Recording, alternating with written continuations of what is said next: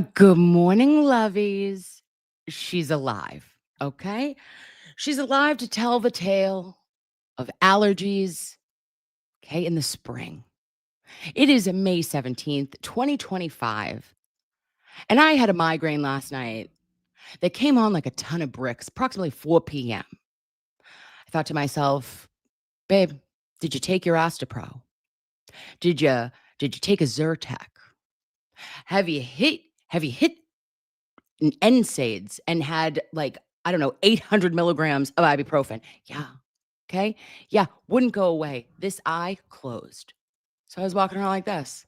Hey, right? Had to put myself to bed, lay down in, I should have been in some sort of soundproof barrier, all lights off, and only could hear out of my right ear. Oop, oop, she's got medical issues. But I've got Chloe.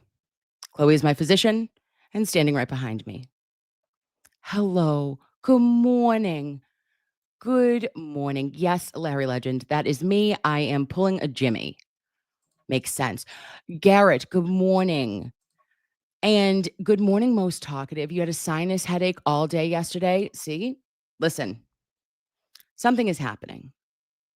Mother Nature, frustrated. Okay. Am I trying to do teaspoons of local honey?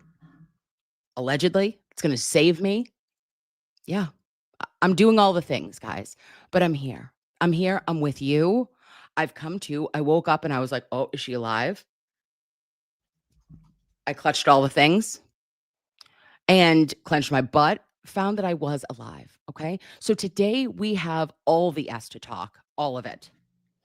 We're going to start back with the end of Maureen Hartnett, and then we are going to go into the queen that is right beside me. Her name is Dr. Irini Scordi-Bello. She took one for the team, stood for justice, held the line. And when I tell you, the end of her testimony, in my opinion, guys, was the biggest parts of the defense making headway, literally, in the Commonwealth's case.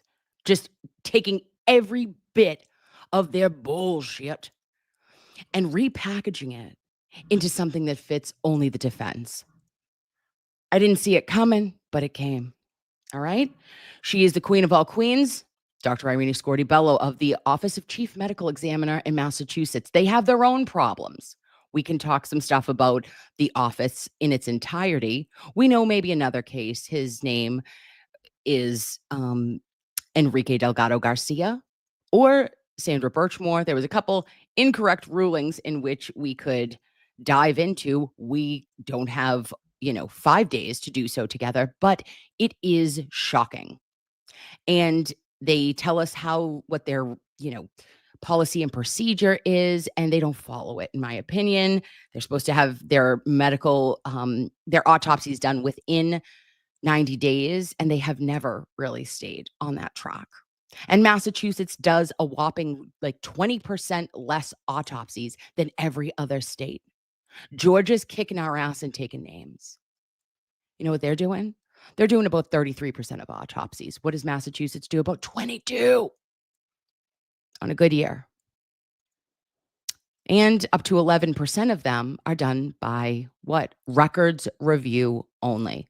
Not even seeing the patient. Not seeing who you're actually doing. You're doing this all electronically. Stop it. But Irini Scordi-Bello did see Officer John O'Keefe on January 31st of 2022. And we know that there was 2 Mass State Troopers present, and we'll get into that too. Oh, good morning. Good morning, loveys. Okay. All right. So I'm going to do 2 clips right now of Maureen Hartnett, and we're going to talk about them and then get right into Dr. Scordi-Bello. Watch this. Were woven or loose, those threads? Yes. Okay. And what were they? They were loose, the fibers that had started to separate up from the shirt. Separate and weave. I don't want to say they were separated from the shirt completely. The weave was starting to separate. If we could have photograph 57. Are those the red cups that you saw? Yes. And what color is the fluid? inside? I noted there was red-brown stains inside. Okay. And do you see that white object, the rag or the paper towel? Objection, Your Honor. Yes, sustained. Well, you were asked about, you can take that down, you were asked about who had custody of items. You only have custody of items once you receive them, right? Yes, that's correct. If somebody had access to that rag and dipped it in those cups and then smeared it on the taillight, and you went and tested, would you potentially be able to find that red liquid on the taillight? Objection, Your Honor. It's sustained. If strands of cloth were pulled from those clothing and placed in the taillight area, would you know when they were placed? Objection, Your Honor. Sustained. When you get to a scene and you examine an area, if you don't see it firsthand, is there any way you can date when items are placed on an object? I'm sorry, can you ask that one more time, please? Sure. When you look at an area like a taillight, if you found blood or cloth or another item in that area, would you know when it was placed in that area? Objection, Your Honor. I'll allow that. I think there are really just too many variables to say either way. And if an item like blood or cloth was placed in that area, is that something you would be looking for in your examination? In which area? Say the taillight, for example. If there was an object placed in the taillight, would I be looking for that? I'd be looking for any item evidence. I'm not specifically looking for anything. I'm just looking for anything that would potentially be evidence. Thank you. I have no further questions. Anything further, Mr. Lee? Loveys. What? This was very risky. This was very je ne sais quoi with our Hank Brennan, Commonwealth Special Prosecutor. What are you talking about? Did you just say in the jury's presence that are you looking for something, or would you know if it was placed, if blood or DNA evidence was placed in the Lexus? Oh, Hank, thou dost protest too much. Maureen's like, what are you talking about? I'm just doing my job. I'm not trying to find things. I'm not looking for something specifically. I'm swabbing shit. I'm standing next to my friend who's taking pitches near a hair that can't even stay in one place within the time 2 different pitches are taken. But it managed to stay on the right rear quarter panel of Karen Read's Lexus vehicle for a 30-mile ride to Dighton, and allegedly also all the way back on a tow. It's magic, okay? It is the hair that was touched by whom? Apparently, Tiny Jesus, okay? Tiny Jesus' all of his power was placed on that one hair, okay? Not a lot of hair. And I also have questions about the hair. This brings me back to, wouldn't have made sense anatomically if we look at the SUV and we're like, okay, what are we doing? How would one random hair have been placed, but it wouldn't have made sense if Officer John O'Keefe was ever struck by said vehicle? So this raises more questions than answers per usual. And this is the final clip from Maureen Hartnett's testimony that really made everyone question where we thought that Judge Cannoni was going to go, or if she was going to allow this correction for the record. Didn't do any analysis of what could have caused that hole in the sweatshirt, did you? No, I did not. No further questions. Again, thank you for answering my question. All right, Ms. Hartnett, you are all set. I wanted to correct something from the record yesterday. I wasn't sure when it was appropriate to do that. Okay. Do you recall which lawyer asked you the question? Yes, Mr. Leslie asked me the question. Your Honor, are we going to proceed along with that? So why don't I see you outside?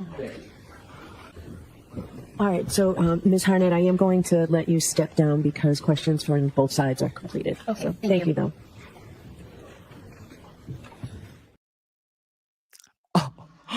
Oh, Maureen,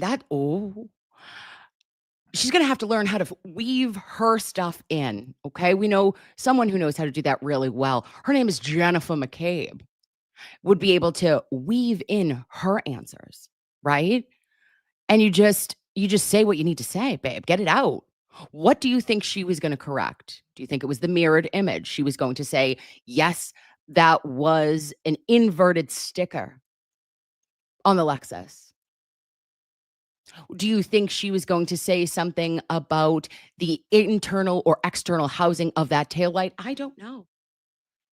But now I want to know. I want to call Maureen. I got to call her.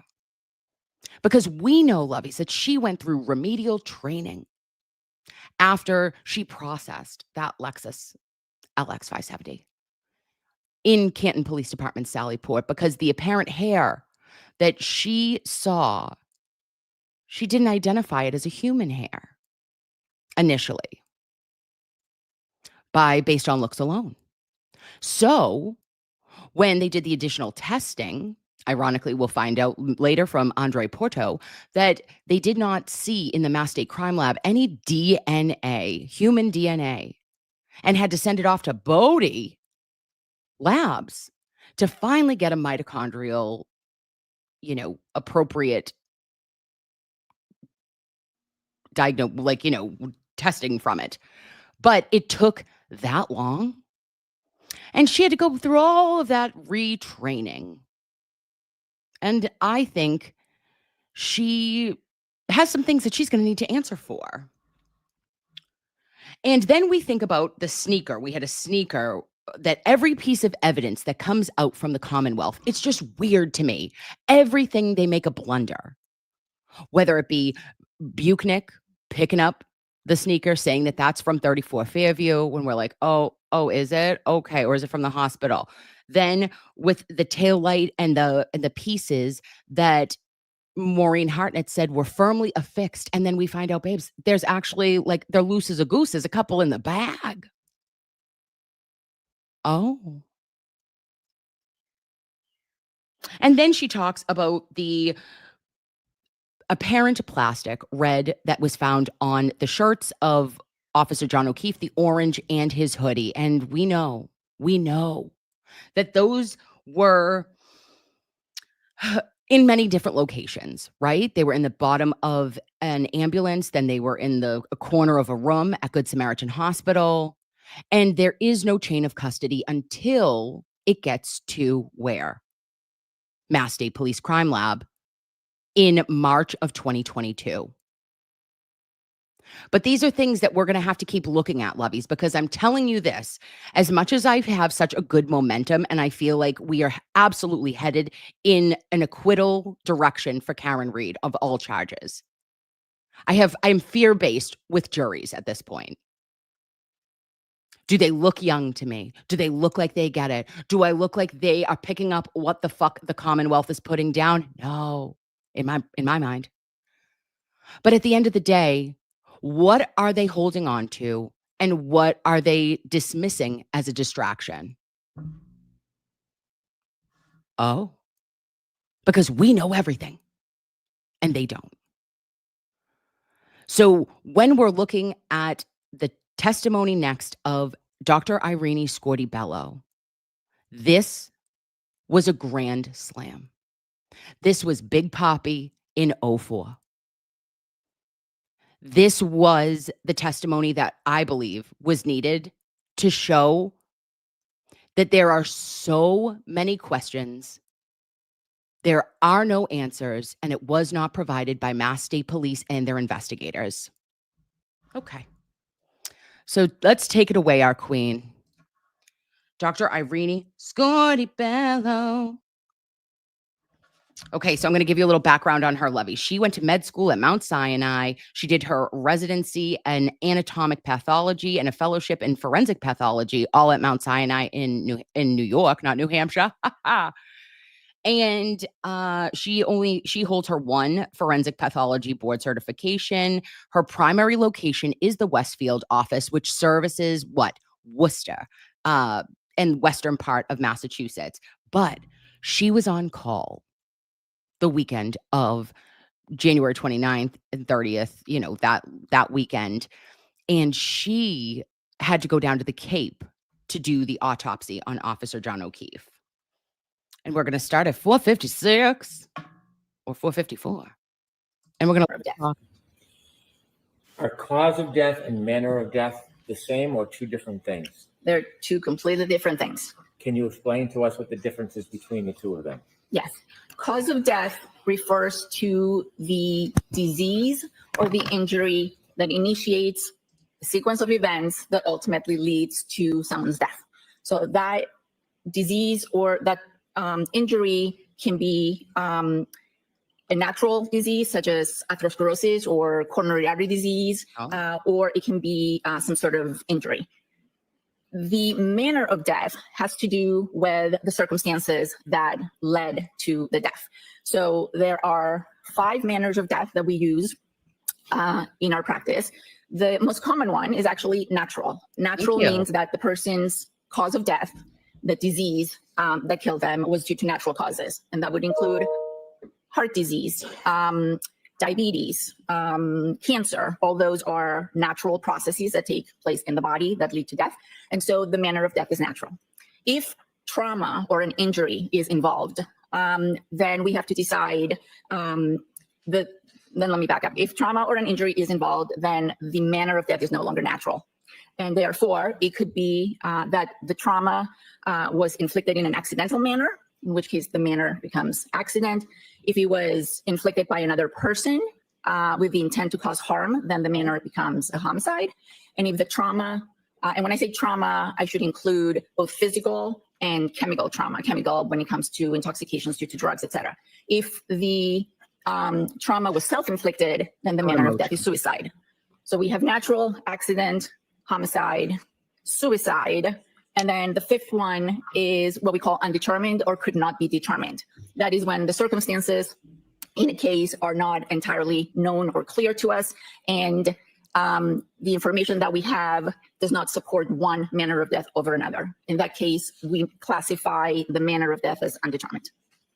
When you are conducting And this, babes, this is direct testimony from the Commonwealth, talking to their own medical examiner. And she says that a manner of death is used undetermined when there is not enough information provided to the OCME regarding the circumstances surrounding a death. That's your entire case. Oh. So not only does she say this isn't a homicide, she doesn't rule it accidental, clearly not self-inflicted, but I'll be dipped when that came out of her mouth. Mazel to our sweet Irini Scordi-Bello. You're a queen. an autopsy and making an analysis and attempting to reach a conclusion, you said when you looked at in a case, is your case and what you do different than procedure in a prosecution's case? Oh, Can you repeat the question? I'm not sure I understand. I can. yeah, try. When you're making your determinations about cause or manner of death, do you have any limitations? Okay, so the cause of death is something that is determined by the autopsy. That is my opinion or our office opinion as to the disease or injury that led to that person's death. So that is, I don't have any major limitations unless we're dealing with cases where, the body's decomposed and we're not able to do, all the testing necessary. But in most cases, the cause of death depends on my findings during the autopsy. The manner of death, yes, there are limitations because it's circumstance driven. And so the circumstances might not be known to us at the time of the autopsy. They might not be known to us ever.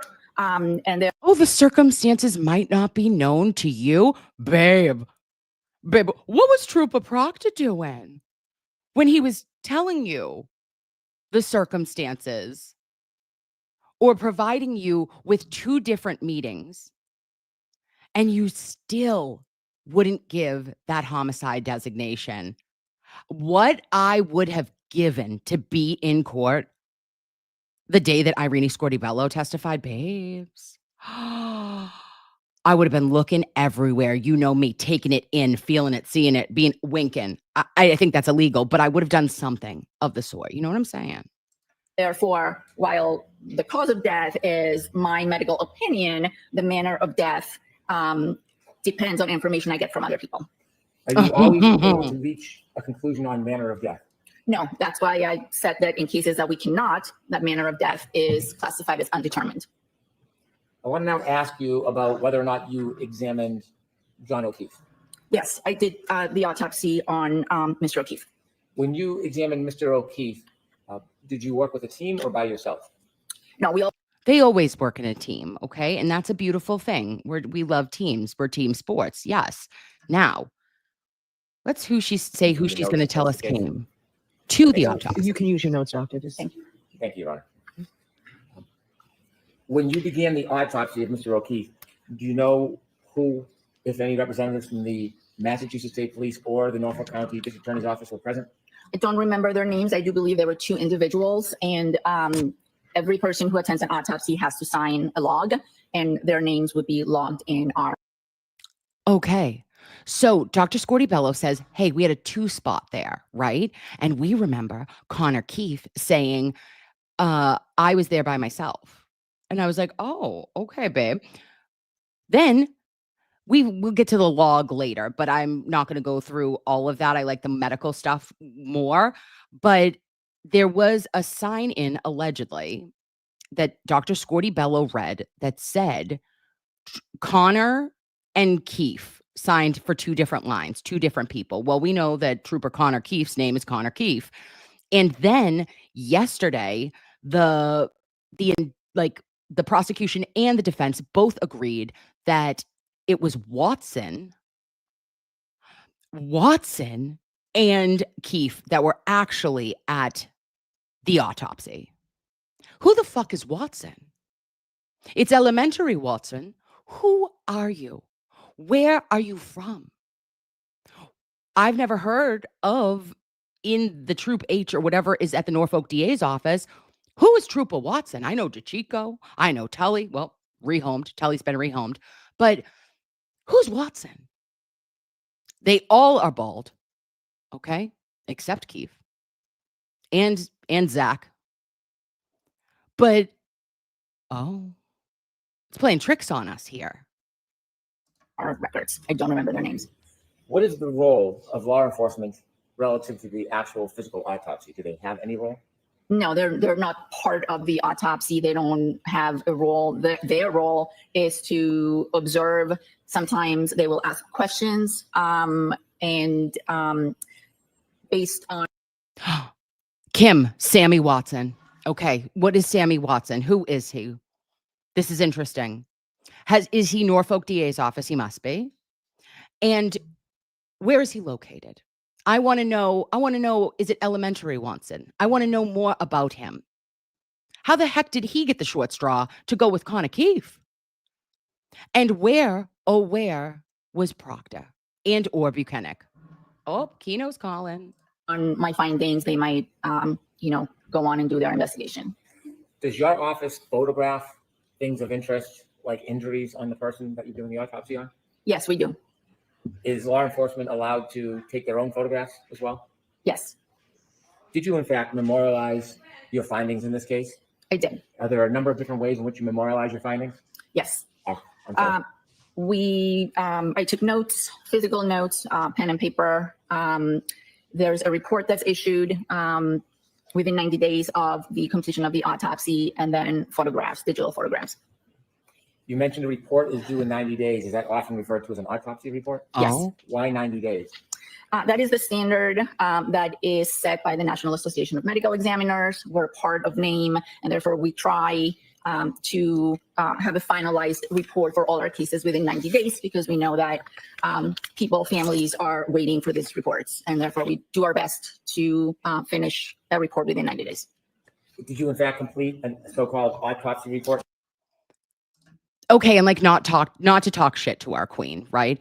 But we know that Dr. Irini Scordi-Bello was working up in New Hampshire, okay? She had a couple of contracted days up in New Hampshire when the Mass OCME almost lost their accreditation in the last 5 years, about at least 2 times, due to their inability to keep up with their caseloads.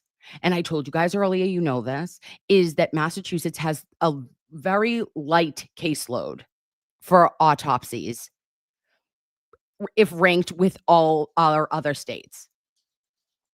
And yet they're still not getting their work done in an appropriate time. Also, don't talk shit about how much it's gone up over 300%, the overtime paid to the Office of Chief Medical Examiner. Now, Irini Scordi-Bello told us, or she said when she was in direct with Hank Brennan, that she is not an arm of the Mass State Police, right? She said, "Oh no, gosh, no, we're an independent we're an independent entity, but you don't investigate. You only take your information of what happened and circumstances surrounding a death by police in Massachusetts, by the investigating body, because you don't do it yourselves." So, babes, what is that? That's you being an arm of Mass State Police. And that's how you get shit like bad reports and incorrect autopsies that are done by family and FBI on Sandra Birchmore, because on one of the medical examiners ruled it was a suicide, but she also noted the broken hyoid bone in Sandra. And you know that that's not possible if it was a partial weight-bearing death via hanging. So that medical examiner just accepted what the police told her. Norfolk County. Okay, now we're going to 18 minutes, loveys. 18 minutes.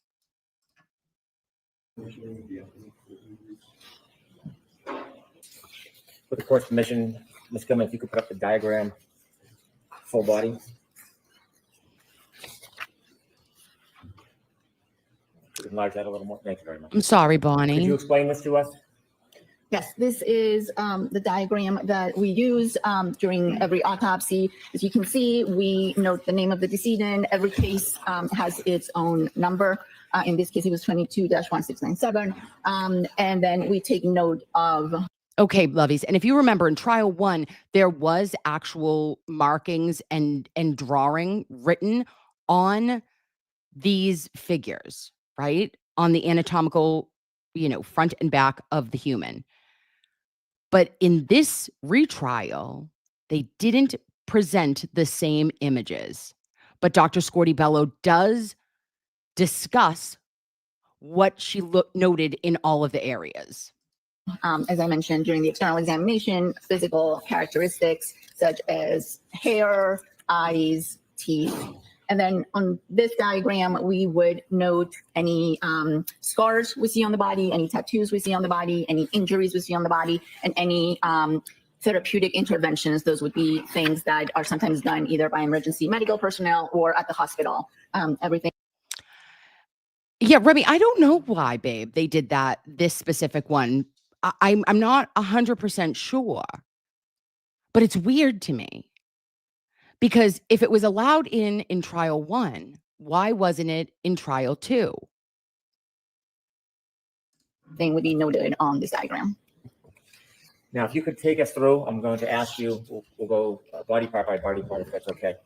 Then I ask you to begin with Mr. O'Keefe's face, the front of his face. And if you could enlarge that, Ms. Gilman. Thank you very much. Did you notice any injuries on Mr. O'Keefe's face? And if so, could you, I think there's a pointer available for you, doctor. If you could point out on the diagram what you observed. Let's point. So on the diagram, well, first of all, there was medical intervention on Mr. O'Keefe that included an endotracheal tube that had been placed to help him breathe. But once all the intervention, all the medical devices were removed, I observed on his right upper eyelid a 1 centimeter laceration. So as we're looking at the diagram, this is the right side and this is the left side. So on his right eyelid, there was a small laceration. I also observed abrasions on the anterior and the left aspect of the nose. So the nose would be here on the front and the left aspect. Abrasions are scrapes. Lacerations are tears in the skin. I should probably explain that. Oops, oopsie doops. That's the first time I recall hearing about the anterior and left aspect lacerations to Officer John O'Keefe's nose. Okay. I knew about above his right eyelid, but the left aspect of his nose, interesting. And we know that Hank Brennan tries to say, oh, could that have been because of medical intervention? No. Why would it have been? But thank you. There was some bleeding and some swelling of the eyelids of both eyes. Does that complete your analysis? For the front of the face, correct, yes. May I approach her? Yes. Dr. Chung, those photographs, you recognize in that photograph? Yes, this is a photograph of Mr. O'Keefe's face. Does that photograph depict any of the observations that you made that you described to the jury? Yes, it shows the small laceration that I noted during the autopsy on the right eyelid. You can see some of the swelling and some of the bleeding over his eyelids, and that's pretty much all I can see. It's a side view. Is there an apparatus? There is what we call an endotracheal tube, as well as a C collar or a C stabilization collar. That's something that would have been placed on him by medical personnel. Right, this is evidence of that. All right. So, folks, during the testimony of Dr. Scordi-Bello, photos will be introduced to you. They're photographs of John O'Keefe that Dr. Scordi-Bello from the autopsy. So you'll have them in the jury room with you. I'll put them in an envelope, or I'll ask that they be put in an envelope. So if you don't want to look at them now, you don't have to at some point. Also, loveys, remember that Mrs. O'Keefe was not in the courtroom for this, because when I was hearing Dr. Scordi-Bello mention things about like removing the brain and the skull fractures, I just have a lot of sympathy for what the O'Keefes are feeling when they're hearing the descriptors of autopsy. Okay. And it is catastrophic brain damage and skull damage, fractures, basal fractures radiating from the back of your skull all the way to the orbital floor of his eye socket. It is truly remarkable to think about the damage that was done to Officer John O'Keefe from that fatal blow to the back of his skull. We'd ask that you make sure you look at it. These photos are not pleasant, and you may find that they're graphic. But what's important for you to know is that your verdict must not in any way be influenced by the fact that these photographs may be unpleasant or graphic. The defendant is entitled to a verdict based solely on the evidence and not based on pity or sympathy for Mr. O'Keefe, which might be occasioned by these photographs. So consider the photographs only as they draw your attention to a clinical, medical status, or to the nature of Mr. O'Keefe's injuries, or to the nature of the incident itself. So they'll be displayed up on the screen for you as well. Doctor, can you point out the injuries you were describing by using the diagram, or when you were using the diagram? So the laceration, the small laceration that I previously. They're not going to actually show it to us, Levy, so I'm just going to keep. I'm going to ask you more detail about that later, but was that observation important in your ultimate diagnosis or conclusions? Yes. May I approach you on? Yes. I'm showing you another photograph. You recognize that? Yes, this is another picture showing Mr. O'Keefe's face. Again, the medical intervention is present, and you can see more clearly now the discoloration on the upper eyelids. Is this vantage point helpful for your ultimate conclusion and diagnosis? Yes. Can I look this again? Doctor, could you point out what was significant regarding Mr. O'Keefe's eye area? So I noted that there was discoloration, that's bleeding, that's blood, that's Yep. under those eyelids. The Cooling. eyelids appear puffy, that's what we call edema or swelling. And then also there were two abrasions, two scratches on Mr. O'Keefe's nose. You can see one here, and then the other one on the more front part of his nose. Could you take that down, please? Front. We could move down a bit to the chest and stomach area. Did you make any observations about this area, Dr. Scordi-Bello? The observations that I made on the chest were that there was, as I mentioned before, there were defibrillator Yep. pads on the body, and there was an abrasion that's very commonly seen in people who have undergone resuscitation. Internally, that abrasion and the whole resuscitation apparatus was associated with some anterior rib fractures, which are also seen in cases of resuscitation, but I didn't make any other notes in terms of trauma on the chest or abdomen. I'd like to move to. And that should be a red flag. Loveys, if you're telling me that Officer John O'Keefe, per the Commonwealth and their theory, we still haven't seen the reconstructionist from 2.0 yet, but if you go back and think of what happened in the first trial with Trooper Paul. Him stating that Officer John O'Keefe was struck in his arm by the right rear taillight of Karen Read with enough force allegedly to spontaneously combust that bitch, and then have him spin, pirouette, and land on grass, frozen grass murder ground that had caused a fatal blow at a low speed pedestrian impact to not his center of gravity. It was literally gravity. To literally just a side swipe. None of this adds up. This should be A plus F equals a pink elephant. What are we doing? Right? And Dr. Scordi-Bello held the line. I will never, ever downplay her integrity in all of this while attempting to maintain her job, because it's pretty cushy. You're making pretty good money up in that Commonwealth as a medical examiner. But she would not waver and just say, yes, this happened, because it didn't. You know what I'm saying? To the arms and the hands, come down just a little bit. Let's begin with Mr. O'Keefe's hand or hands. Did you make any observations regarding Mr. O'Keefe's hand or hands? Yes. On his upper right arm, I noted that he had a superficial abrasion. So it would have been, you can we move that down a little move bit, it down a little bit. Agree, Leah. Thank you. Doesn't seem to be doing a very good job. Okay, somehow. Doesn't please? Sorry if that's not working well. It's projecting here, but not on the actual picture. Maybe a second point. I can do it here. Okay, great. Yeah. So on the right upper medial arm, that would be the inner side of his arm, there was a superficial abrasion. Again, that's a scrape.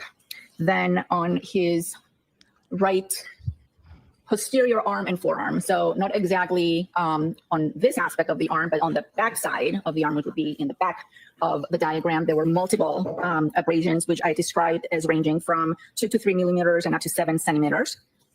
Then, yeah, you could move the diagram down, please.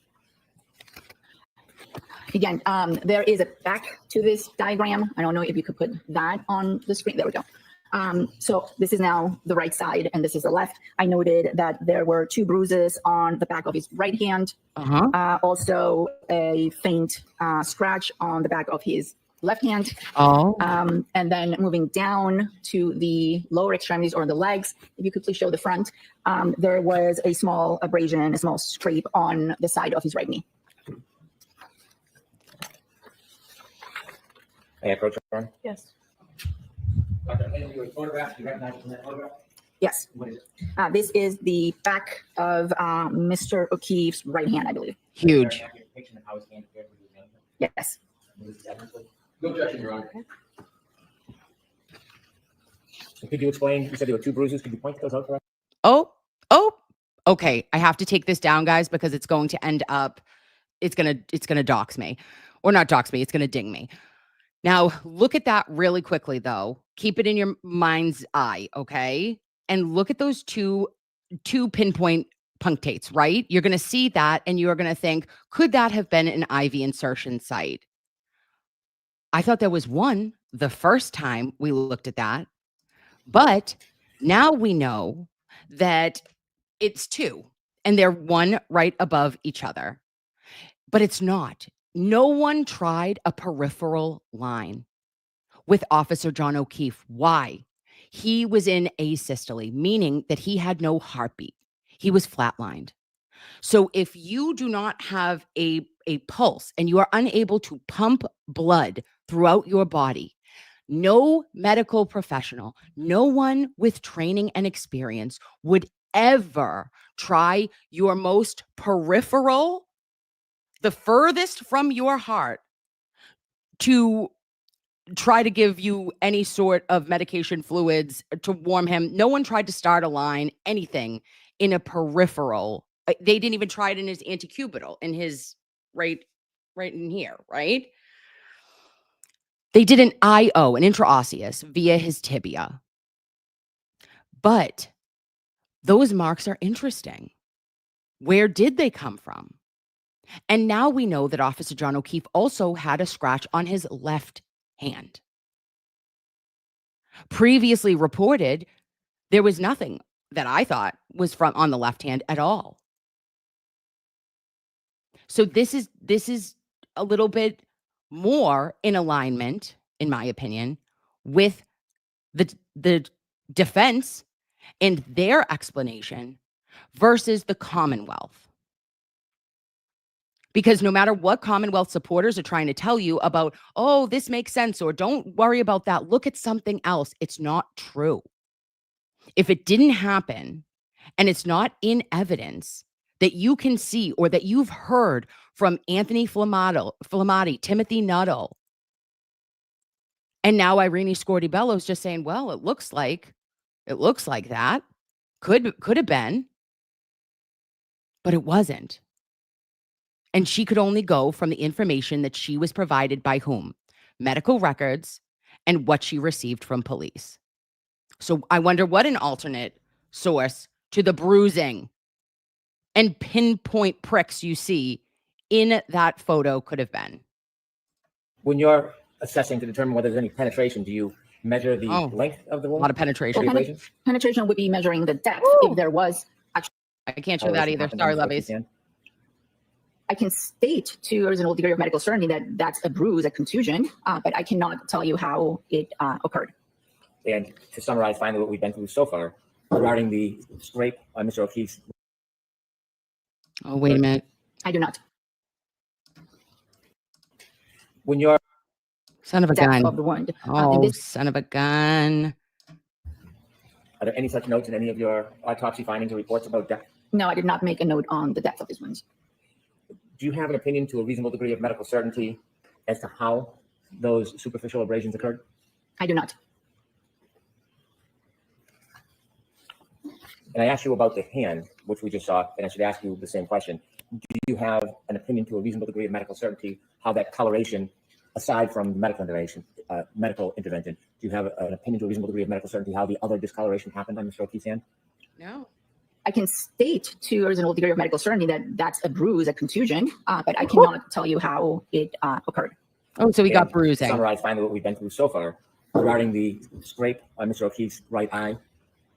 Can you provide an opinion to a reasonable degree of medical certainty how that scrape occurred? No, I cannot.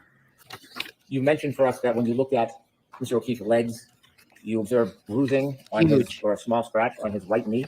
Correct. I don't want to summarize it. Can you describe that more specifically? Thank you. Yes, I described it as a 0.5 centimeter abrasion on the right lateral knee. Did you see any marks or abrasions on his left knee? No, I did not. Was the mark scratch on Mr. O'Keefe's right knee on the inside or the outside of the knee? It was on the lateral aspect, which would be the outside. This is interesting, guys. Keep your eyes peeled. Any photograph you recognize in that photograph? Yes, What is it? this is a picture of Mr. O'Keefe's lower extremities, his legs. Is it fair, accurate depiction of how his knee appeared when you did that? Yes. No objection, Your Honor. Okay. You used the word lateral and you talked about abrasion or a scrape. Could you look at this photograph and could we enlarge it, Ms. Gilman, and could you point out to the jury and explain what it is that you saw? Yes, you can see the abrasion here with a little bit of adjacent discoloration, but this is what I was. Okay. All right, Loveys, look at me right now. When you see the tape right here, this is where the IO was. This is the intraosseous, okay? Right where I am, where that blue is, that's where that would have been. That's his line physically, right? That's your clamp. This is what she's pointing to as the abrasion to Officer John O'Keefe's outer aspect, the lateral aspect of his knee, right? His patella, if you look over. That, if you're going to tell me, let me just tell you something right now. If you're going to tell me, if this is the fucking Commonwealth's theory, that it looks like to me, it almost looks like a cigarette burn, which I know it's not. Do you know what I'm saying? It's just a weird, like it's dark right there. But what are we talking about? Like, that's how you think is proof, case point, and, like case over for the Commonwealth, that they have proved that Officer John O'Keefe was clipped in the knee by Karen Read's 7,000-pound Lexus. Get a fucking life. Get a life. Get a life. That's impossible. it would not leave one round bruise and no impact sites, which she does really tie this up in a bow for us. But holy guacamole, Hank Brennan opened on this, babes. Opened on the fact that Officer John O'Keefe was clipped. Now, does it help that you hear Karen Read in her ID clips or in any of the clips that they have played thus far saying, I thought I might have clipped him. And then he uses the word clipped in the open. But if we bring it to the evidence, and I have said this since the first time that we've gone over this medical information, Officer John O'Keefe's autopsy has always told the truth. It's not Karen's side. It's not the Commonwealth side. It is the truth. And Officer John O'Keefe was not struck by a vehicle on January 29th, 2022. Period. Full stop, loveys. This did not happen. And today we're going over more photos and seeing things in a way that I'm taking in, or it didn't come in this way last trial. This is imperative. I sometimes get like a little bit like, what the fuck are you doing, Hank? Because you're really setting this up for not only reasonable doubt, but that anyone looking at this objectively would say, oh, okay, so this could, in theory, could he have been struck by a vehicle, maybe in another alternate world, but he would have lived. 95% of all collisions in going forward in drive that are at 25 miles per hour they have a 95% survival rate. Now, at 24.2 miles per hour in reverse for a side swipe, you'd think that would be 100% survivability. And then we're going to get into the medical, because we'll do this with Mr. Alessi next. But he got a little bit, you thought he was probably getting in the weeds, but he really wasn't, because he's setting up what I believe is a much different approach for the retrial as to what could have happened to Officer John O'Keefe, or what was a contributing factor, in my opinion. Was describing. If you could zoom back out, please. And you didn't see any similar type of bruising or abrasions on the left knee? Look at those legs. Now, don't, forgive me. I'm sorry. I know this is very difficult. You can see also they did put in a Foley, and he had no output. So clearly he was not with us. But those are good looking gams. You can see that there is nothing I see a sock on his right, no sock on his left. I don't see any swelling, edema, a bruising. I mean, wow. It's pristine. No. During the autopsy, did you notice any injuries internally to Mr. O'Keefe's rib area? Yes, I did note that there were rib fractures on the anterior, that would be the front, of his fourth and fifth ribs. And so would that be his left or right side? It would be both the right and the left, and it would be the part of the rib that is closer to the sternum. Is there a number of ribs that had fractures, or are they connected as one? The fourth and the fifth, both on the right. I like that. I like that Hank Brennan was like, how many ribs? Like, to indicate that it was more, but it's your fourth and fifth intercostal, like your ribs. So that is very commonly seen when we are doing resuscitative efforts, right? And you can absolutely, when you're doing high quality CPR, you can break ribs. And this is right. This is all sternal, right? So that makes sense. It is not from being struck by anything, and clearly not when when the Commonwealth's case is a sideswipe theory. It wouldn't have hit him direct in his sternum. It's only resuscitative. And the left close to the sternum. Have you, in your experience, seen ribs fractured during first aid or medical intervention? Very often, yes. Can Given your experience and your study of Mr. O'Keefe's body, do you have an opinion to a reasonable degree of medical certainty how those rib fractures were obtained? I believe those rib fractures were due to resuscitation. Yes. And you have that opinion to a reasonable degree of medical certainty? Yes. I'd like to show you a different diagram, one of the head area. If we could enlarge the bottom right. Caitlin Lovey, they did use the Lucas device.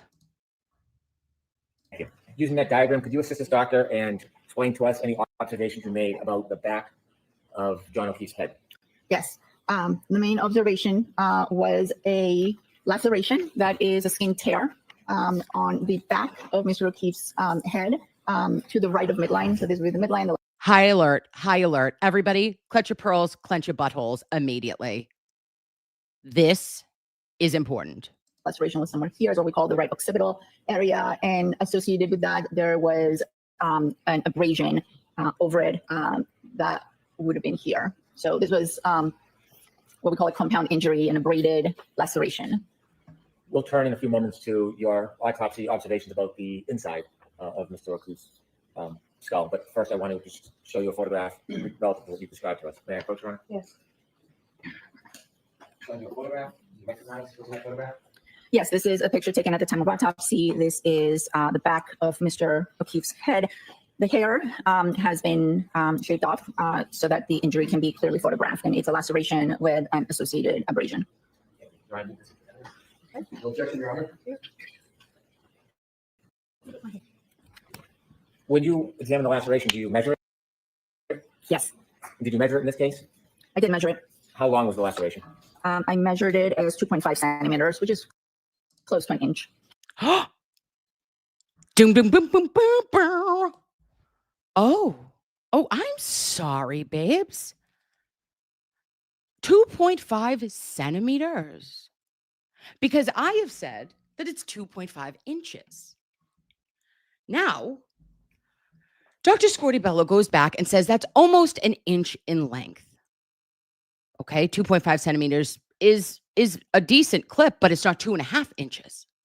There's a huge difference between almost an inch and 2.5 inches when you're referring to an injury, and especially now a fatal blow to Officer John O'Keefe's right side of his skull.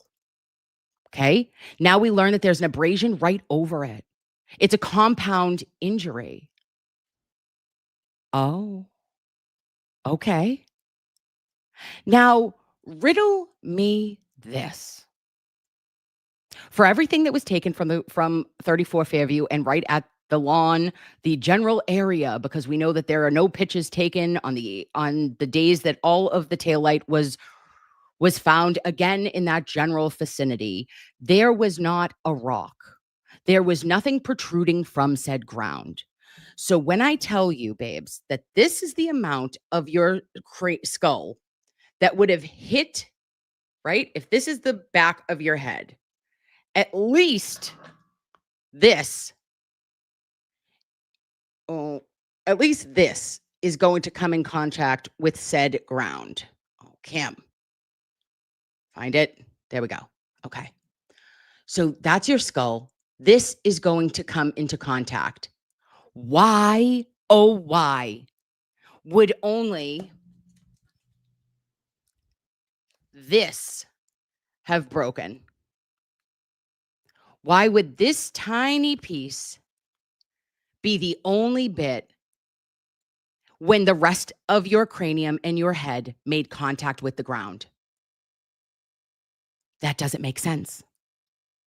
Now it's even a smaller area, surface area location that you're saying to me was actually bust open. And let's call it what it was. This fatal blow to Officer John O'Keefe's right skull was intense. Was at a speed that I cannot wrap my brain around, that could have occurred by a vehicle sideswipe. But could it have possibly come from an individual wielding a weapon? I don't know why I sometimes think back to like a hammer, like the back of your hammer, right?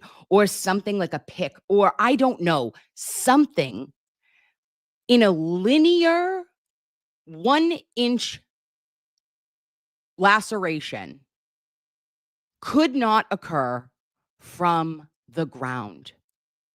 It can't. It does not medically, physically, emotionally, spiritually make sense. So this is even more jarring to me, hearing her describe it like this. And also, shut up, Kim, because you said fucking 2.5 inches. That's dumb. That was dumb of me. I apologize. Do you examine a person's body before you begin to intrude? Do you examine the outside of a person's body first, or is there a certain procedure or order? Yes, the external examination is done first, and the internal examination is done second. Yep, Well, she already that said photograph that. you just Listen. recognized, and I would like you to explain what you see to the jury. Ms. Gilman, your assistance. Thank you. This is the laceration that I noted, and this is the scrape that's associated with it. Oh, Take Patty. it down, please. After you make observations, what are your next steps in an autopsy? The internal examination, after the external is performed and pictures are taken, then we proceed with the internal examination of both the, as I mentioned before, the torso, the body, as well as the head. I'd like you to take us through the internal examination. Did you have? Babe, anything. Good morning, classy girl. She's new here. Let's be nice, chat. What about a fireplace tool? Listen, your guess is as good as mine, babe. I was not there. I am not Mass State Police. I've never claimed to know exactly what happened on January 29th, 2022, other than Officer John O'Keefe was never struck by a motor vehicle. And that I would bet my bottom dollar, bet my life on, that like it cannot make sense to me. And I've tried to wrap my head around the Commonwealth theory and tried to be like, and I'm still going to listen when Aperture gets up there. I want to hear what they have to say. But ARCA, but you know, Dr. Justin Rice, Flamati, Nuttall, Dr. Irini Scordi-Bello, Renee Stonebridge. These are Commonwealth witnesses. And no one mentioned hit by a car in any of their reports. Have a chance to look internally behind the laceration you saw on the back of Mr. O'Keefe's head? Yes, And when you did that, could you describe for us what you saw? yes. The way we examine the head is we make an incision with a scalpel behind the ear from one side to the other. That Babes, trigger warning if it's hard for you to hear stuff like this, okay? It'd just be like about 2 minutes, so come back if you need to. allows us to reflect or pull back the scalp, and that will expose the skull underneath. We do this carefully so that we don't disfigure clearly the face. And when we reflected and when we pulled back the scalp, I noted that there was blood, what we call hemorrhage, under the laceration or associated with the laceration on the back of the right head. And then furthermore, there were skull fractures associated with that laceration, abrasion on the right side of the head. Were the skull fractures in the same or different area? The skull fractures were in multiple areas of the skull, what we call the base of the skull. Oh, Imagine the base of the skull is sort of a bowl, and the brain sits on top or in the bowl. When the brain is removed, you can have a very good view of the base of the skull. mm-hmm. So when the brain was removed and we were able to look at the base of the skull, I noted that there were multiple fractures that appeared to be originating from the area of the laceration, or what would correspond to the area of the laceration.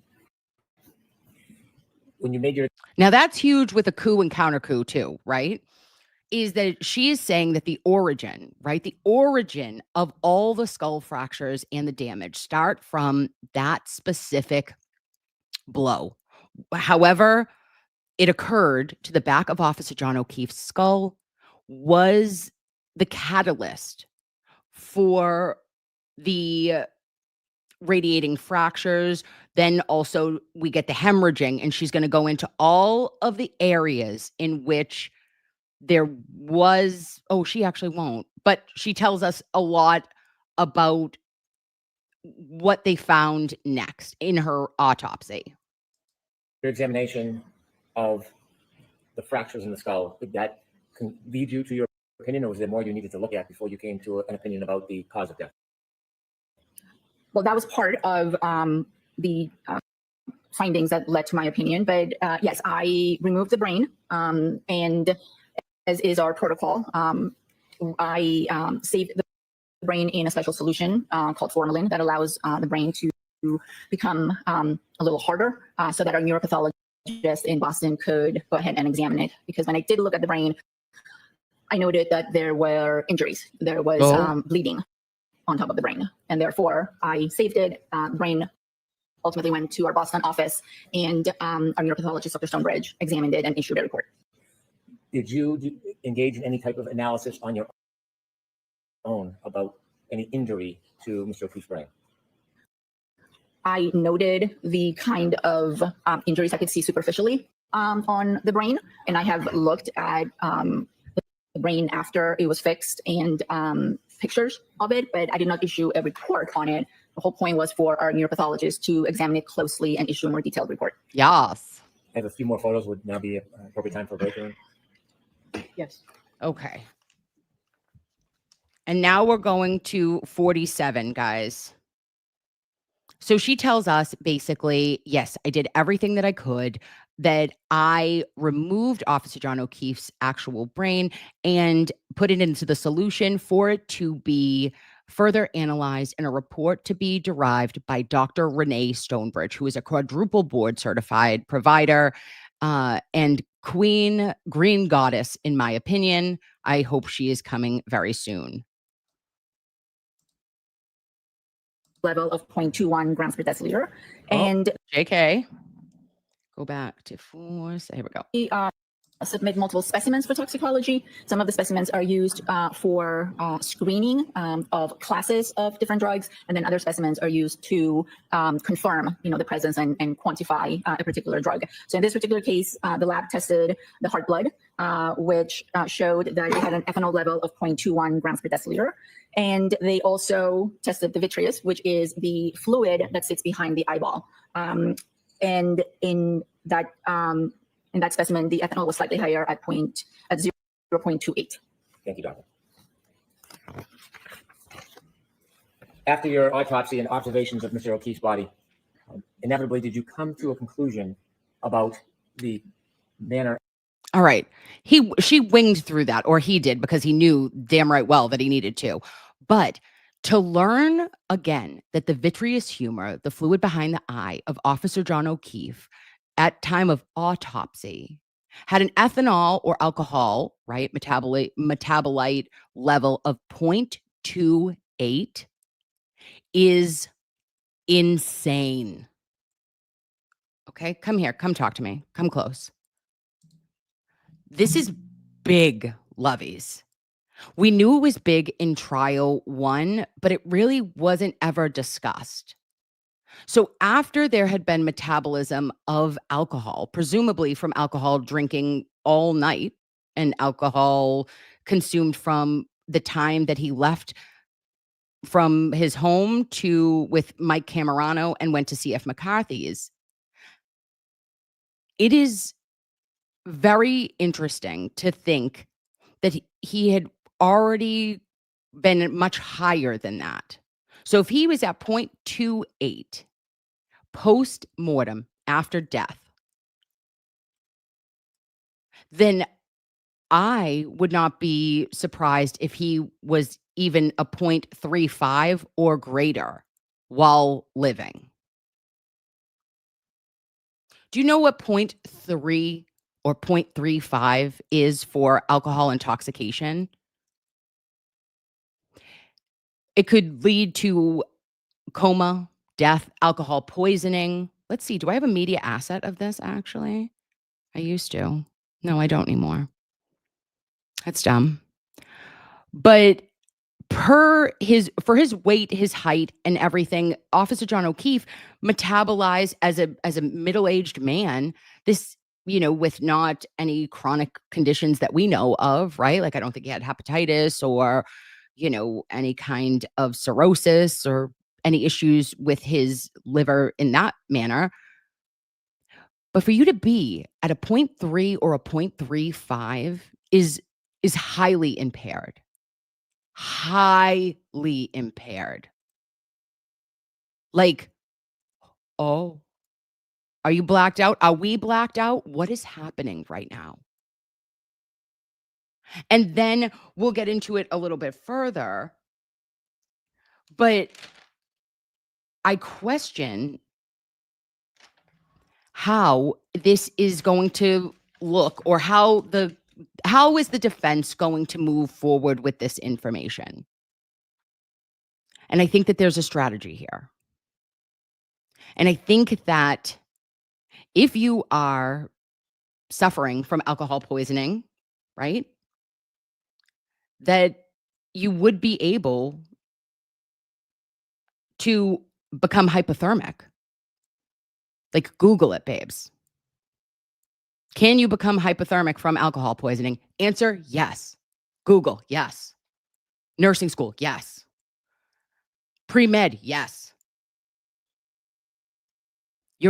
This is a different connection than ever thought previously in my brain, but there is a connection here to alcohol, to temperature, to body regulation, to all your processes, to how you are able to excrete alcohol in the time frame in which is determined here.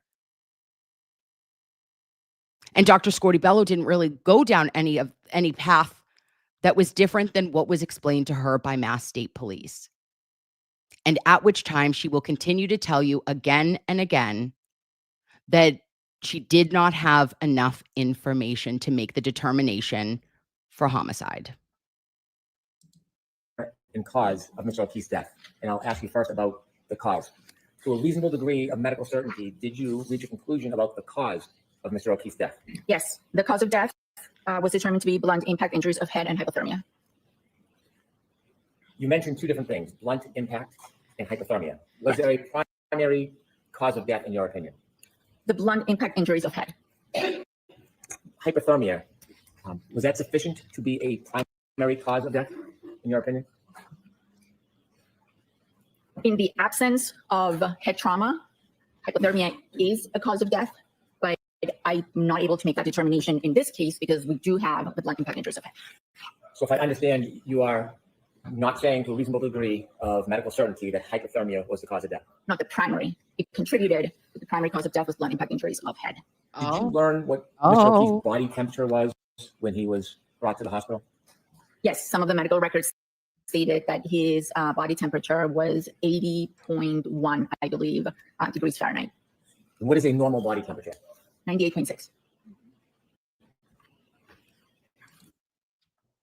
Great question, Kate. I think how I understood her testimony was that she just keeps asking them for like all the information from the scene. She asked them for everything. She knew about witness statements. She knew about Karen's statements. She knew about everything.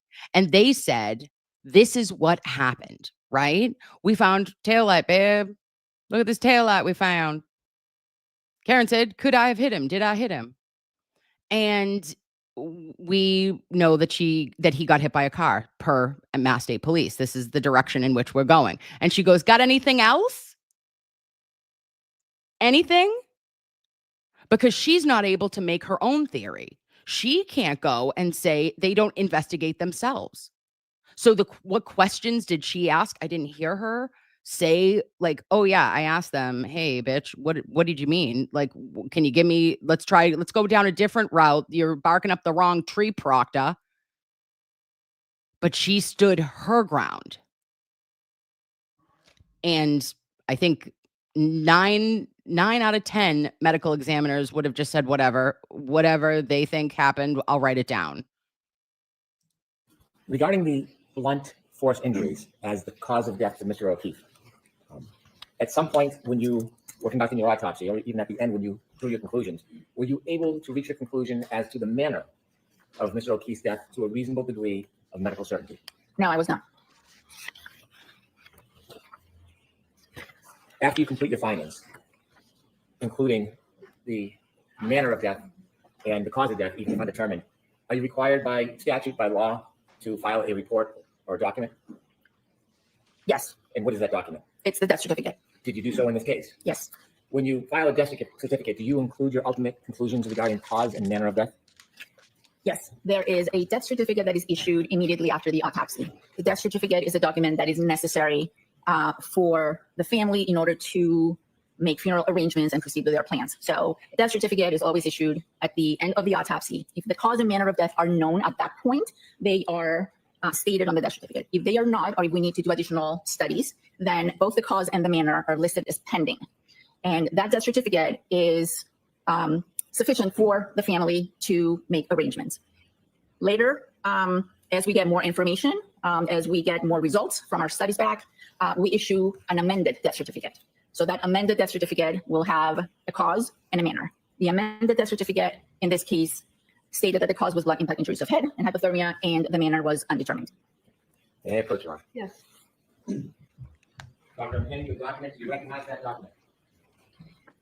Yes, this is the final or amended death certificate for Mr. O'Keefe, stating that the cause of death is blunt impact injuries of head and hypothermia, and that the manner of death could not be determined.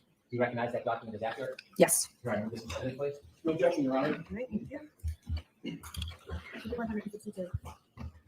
After issuing the death certificate and after the 90 days passed, have you done any further study or investigation on this case, Doctor? No. She's Okay, like, no no, further I didn't.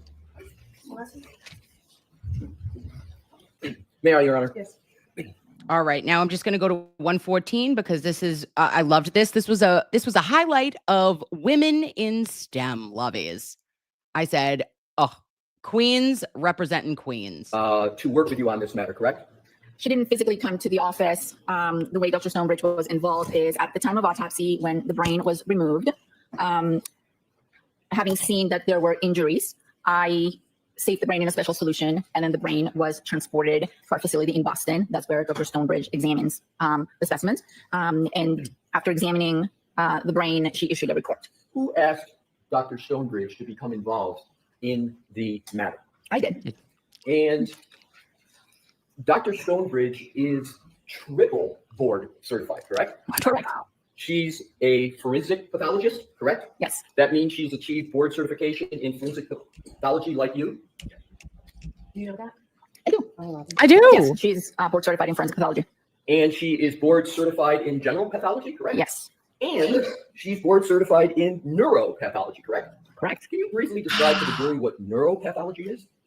Neuropathology is a subset or specific additional training in forensic pathology where the person spends a considerable amount of time, usually 1 to 2 years, examining brains and learning all about the diseases of the brain as well as trauma to the brain.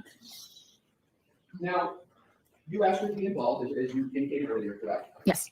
And you determined that she should be involved because there was a brain injury, correct? There was trauma to the brain, Trauma correct? to the brain.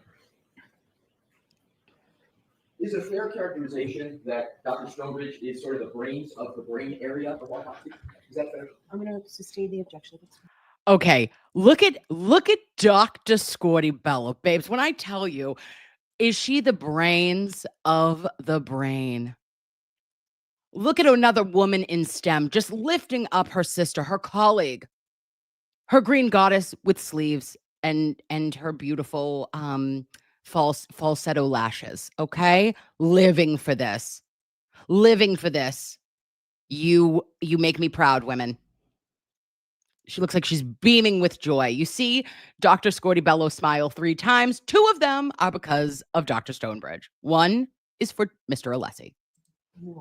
So, with regard to Dr. Stonebridge, would you agree that she's really uniquely qualified in some ways? Or how would you describe her qualifications, Dr. Stonebridge? Sustain. With regard to Dr. Stonebridge, what did she do? I'm going to see you inside on this, please. Oh. May I, Your Honor? Yes. Thank you. Dr. Scordi-Bello. Now, why they turn that down, I don't know. You know, why are we not able to just ask Dr. Scordi-Bello, who was directing and delegated the task to Dr. Renee Stonebridge, like, Jesus, Mary and Joseph, we don't know who you're calling, you fuckers. So I might have to ask you through another witness, like we've done Buchnick, like we've done 18 other specific people, because we don't know who is coming and who is not. Because you're keeping your cards real tight, Commonwealth. But after that testimony on day 16 of Irini Scordi-Bello, it would behoove the Commonwealth to call Dr. Stonebridge, in my opinion.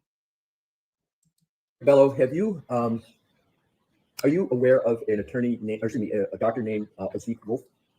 No, I'm not.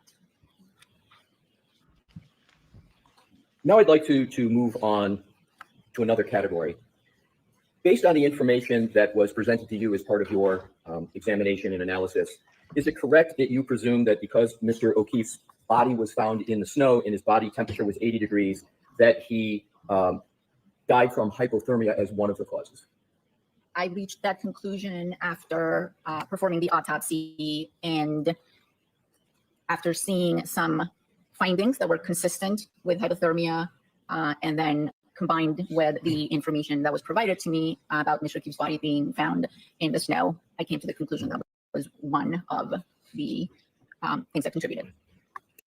Did you consider whether there may have been... Thank you, Blitzen, so much for gifting 10 non-consensual Nurse Kim memberships on this Saturday morning. Oh, I know Dasher and Dancer and Prancer and Blitzen. Oh, thank you, Lovey. other reasons as to why his body reached that temperature of 80 degrees, sort of applying the scientific method and seeing if there were other reasons? Other than being out in the snow? No, I do not. Do you know whether there are other alternative reasons how his body could reach the temperature of 80 degrees? People can become hypothermic for other reasons such as sepsis, but in this particular case, And alcohol poisoning. Sepsis, yes, 110%. When you have an infection in your bloodstream, right, loveys, and you can absolutely become hypothermic related to that. You can also have a multitude of other symptoms that are classic signs, but also alcohol poisoning. Just saying. I didn't have any reason to believe that that was part of the circumstances. You're familiar with the medical phrase differential diagnosis, correct? Yes. And a differential diagnosis is a term that's used by doctors to pursue other potential causes of a medical injury. Is that a fair general statement? Yes. So, for example, if somebody is having difficulty breathing, a doctor may say, I think it's the heart is their primary hypothesis, but they may want to differentially diagnose this and look at the lungs. Is that an example of a differential diagnosis let's look at the lungs to see if that may be the problem? Is that a good, fair example? In the example you're giving, yes. So applying that concept, and do you believe the concept of, applying that concept to this situation, did you perform a differential diagnosis as to the cause of the death and question whether there was hypothermia as any cause of the death of the deceased? Did you make that analysis? I looked at the anatomic findings that I had at the time of autopsy, the information that was provided to me based on the circumstances and where the body was found. And I came to the conclusion that there were hypothermic changes in Mr. O'Keefe's body. So, okay. Now, loveys, first, Katina Shadden, thank you so much. Stop it. Stop it for sending me a lovely super sticker. I love your face. Thank you so much, love. Now, here's the thing. Is Mr. Alessi gets lost in the sauce, and not lost in the sauce because he has to ask it in specific reasons. He has to ask the questions, right, about this hypothermic finding and why she included it in the cause of death. She said it wasn't the primary because clearly we know that the blunt force impact injury to his cranium was the actual primary. Secondary changes she saw were due to hypothermia. Well, babe, we know that he's hypothermic. Why? His body temperature is 80.1, right? And here is where, like, we know that you're not you can't be pronounced until you're warm and dead, you know? Like, you just can't say somebody is dead, you have to warm them. It is our policy and procedures. But now Mr. Alessi goes into other ways in which the hypothermia changes that she stated she saw within his gastric mucosa, etc. Were they truly hypothermia cellular changes, or was it just his temp being 80? Okay. And that makes a difference because depending on how much of your body or how much of your gastric mucosa specifically, it's in cases of hypothermia, it should read over 50% of the lining would have these little hemorrhages. And in Officer John O'Keefe's case, it was only 10 to 15%. So that doesn't line up with the time in which Officer John O'Keefe technically would have been out in the cold if the Commonwealth's theory was correct. Does that make sense? Because his stomach would have reflected the hemorrhages in greater than 50% if it was a true hypothermia.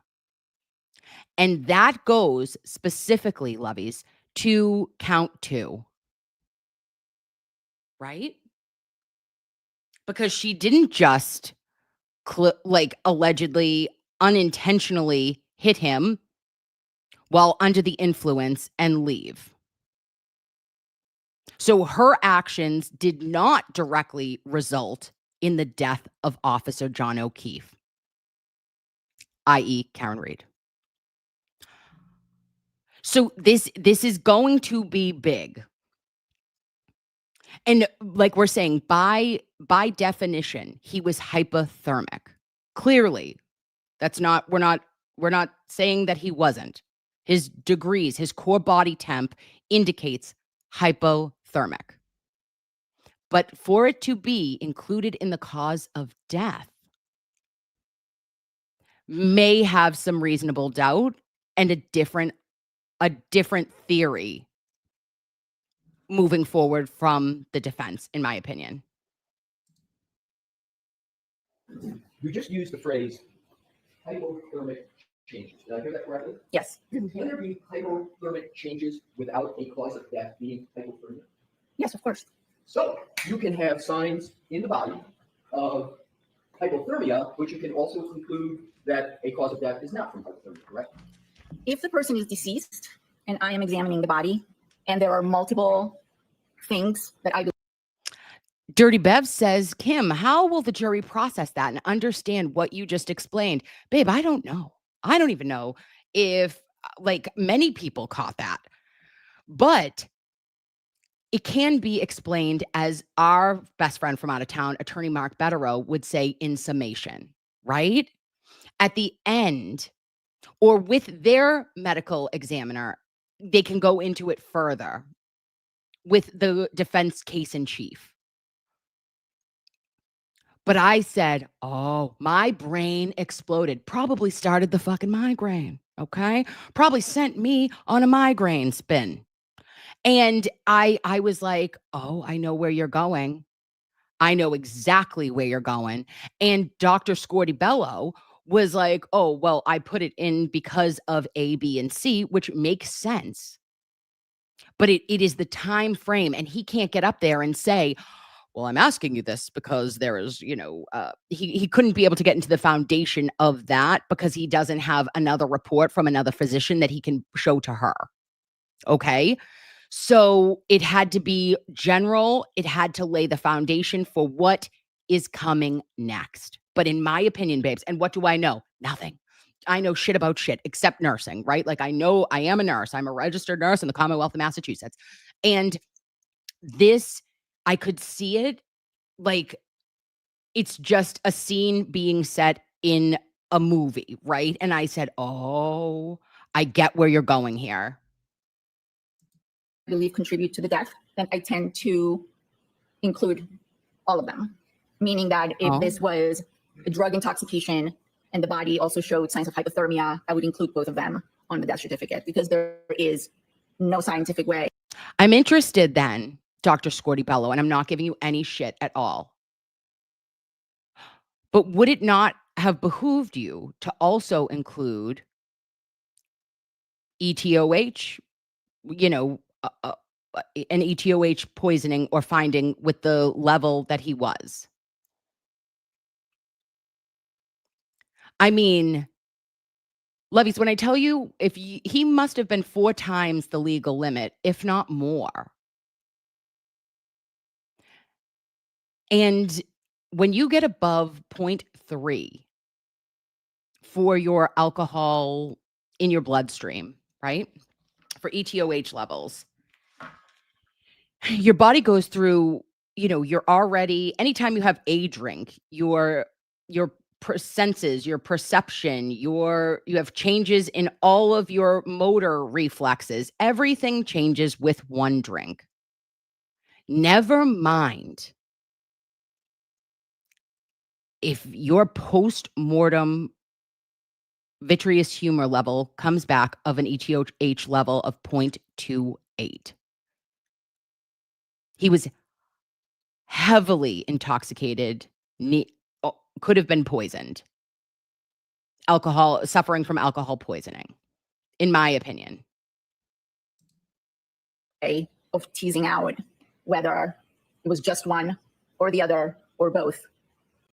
In this particular case, I had 2 processes that were going on. One was the head trauma, and the other one were these hypothermic changes. I put all of that together, and again, included or took into account the investigative information of where the body was found, what the temperature was when the body was found, whether the person was still alive or not. And I came to the conclusion that the cause of death was blunt impact injuries of head. And I included the hypothermia because I saw during the autopsy that there were changes consistent with hypothermia. So I want to break that down a little bit if I could with you. So you testified on direct, and I think you alluded to it here, that the primary cause of death, you said phraseology on direct, was blunt force injury? Blunt impact injuries to the head, yes. Blunt impact injuries to the head, and that's the primary cause, right? Correct. And then and I'm not clear on what you refer to on direct as a secondary cause of being hypothermia, but you used a little different phrase in some of your answers, and I want to make sure I got it right. Hypothermic considerations. Can you repeat what it was? He said hypothermic changes. Hypothermic changes. So you agree that you can have hypothermic changes without a conclusion of hypothermia, correct? No, hypothermic changes are what I'm referring to are actual things that I can see in the organs that are consistent with hypothermia. They're anatomic findings. They're things I can see with my eyes. So I'm sorry, did you finish? And those changes suggest and are consistent with someone being hypothermic. As you sit here now, with regard to, you use the phraseology consistent with hypothermia, signs of hypothermia.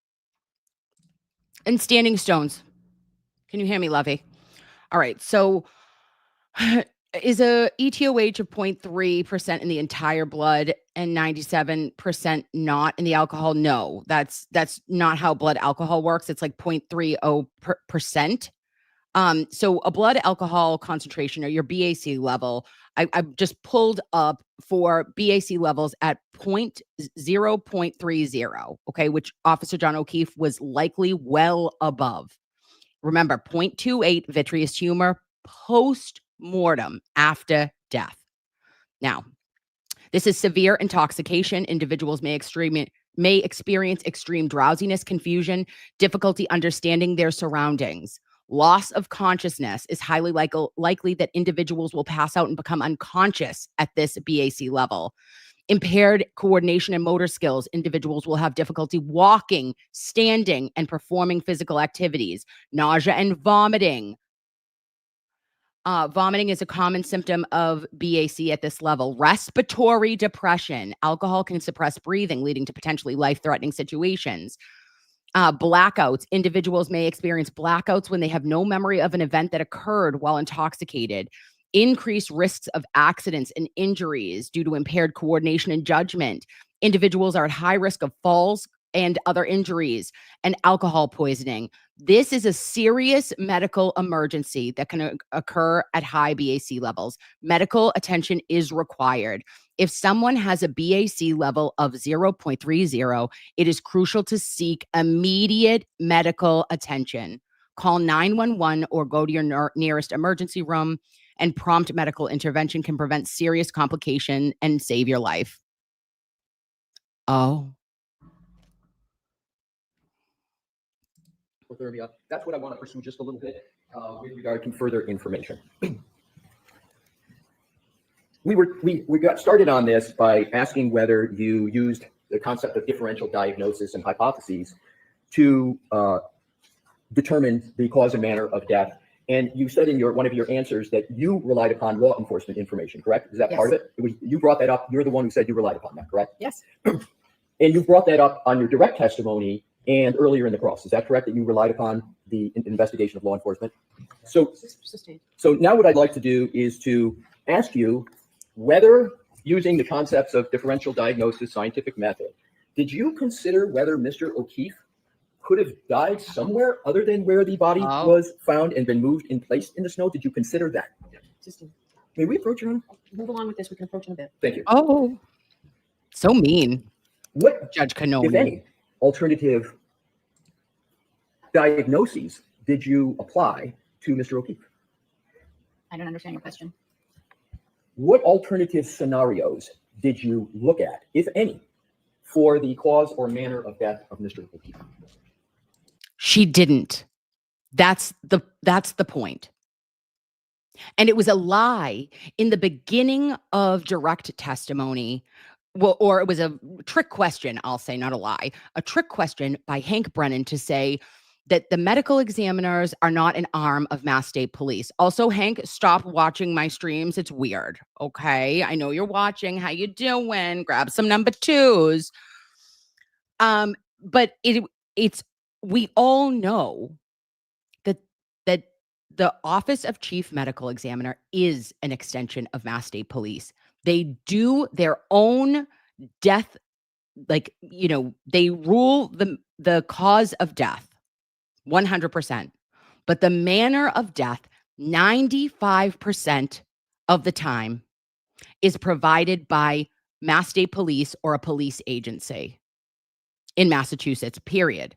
It is not, it is her job to document it in your autopsy, in the final death certificate and report. But that's it. 95% of the time, medical examiners take what Mass State Police or the local police, if it's Boston, Springfield, whatevs, whatever they say, they usually go with, because they do not investigate independently. And this has been something that has been asked by the Mass Bar Association, the president of Mass Bar Association, an attorney, for years. Rick Grundy, the former Norfolk DA, has always said that there should be a separation of church and state in Massachusetts, and there is not. So until a medical examiner's office is able to do their own investigation, they're stuck and listening to what MSP is telling them. They can't push back and say, well, have you thought of this? All they can provide is what the body has told them.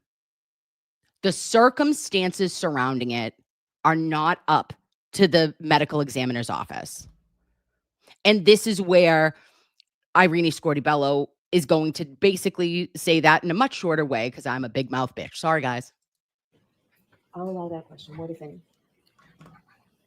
At the time of the autopsy, I documented injuries and signs of hypothermia.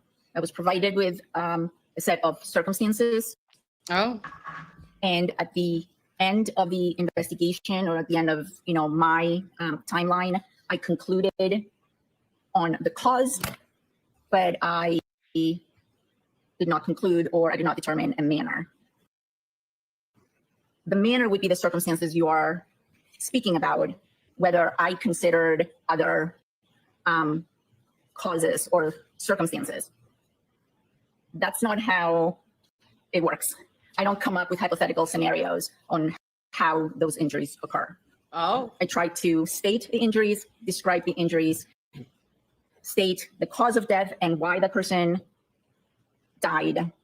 And then I use all kinds of other investigative information that is provided to me to determine if I have enough to make a determination on the matter. Oh, and you didn't. Provide to you any alternatives as to the finding of the body of Mr. O'Keefe in the snow? Personally, to me, no.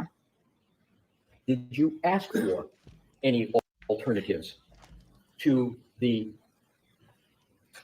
nature and location of the injury or death of Mr. O'Keefe? I asked for all the information that was available. Oh, Understood, but my question is, did you ask for any alternatives to the information that was provided to you? no, and she wouldn't, because that isn't her job, right? Now we're going to go right here, Levies, and we're going to wrap up with our queen. But she did a great job, in my opinion. And I know that it felt like it was pulling teeth a little bit with Mr. Alessi, but it wasn't him trying to give her any shit at all. It was just him trying to get out of her what he was able to. And what he pulled out was truly consequential, I believe. I think that her and Dr. Scordi-Bello and Yuri are the most important witnesses thus far.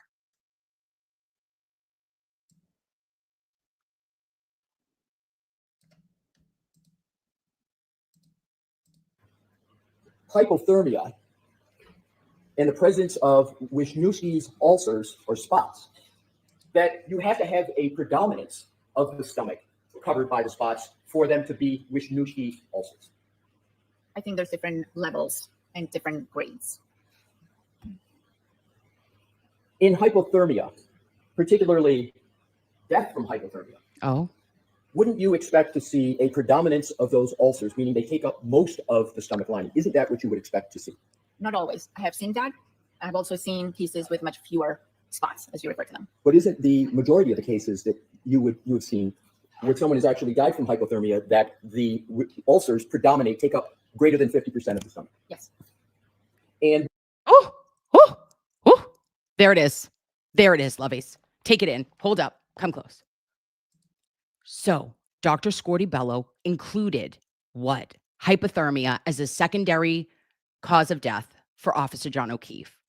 But in this snippet, she admits to Mr. Alessi that, well, in cases that I am referring to where hypothermia was a cause of death, there is present of the hemorrhages, the Wisniewski's spots, would be in greater than 50% of the lining.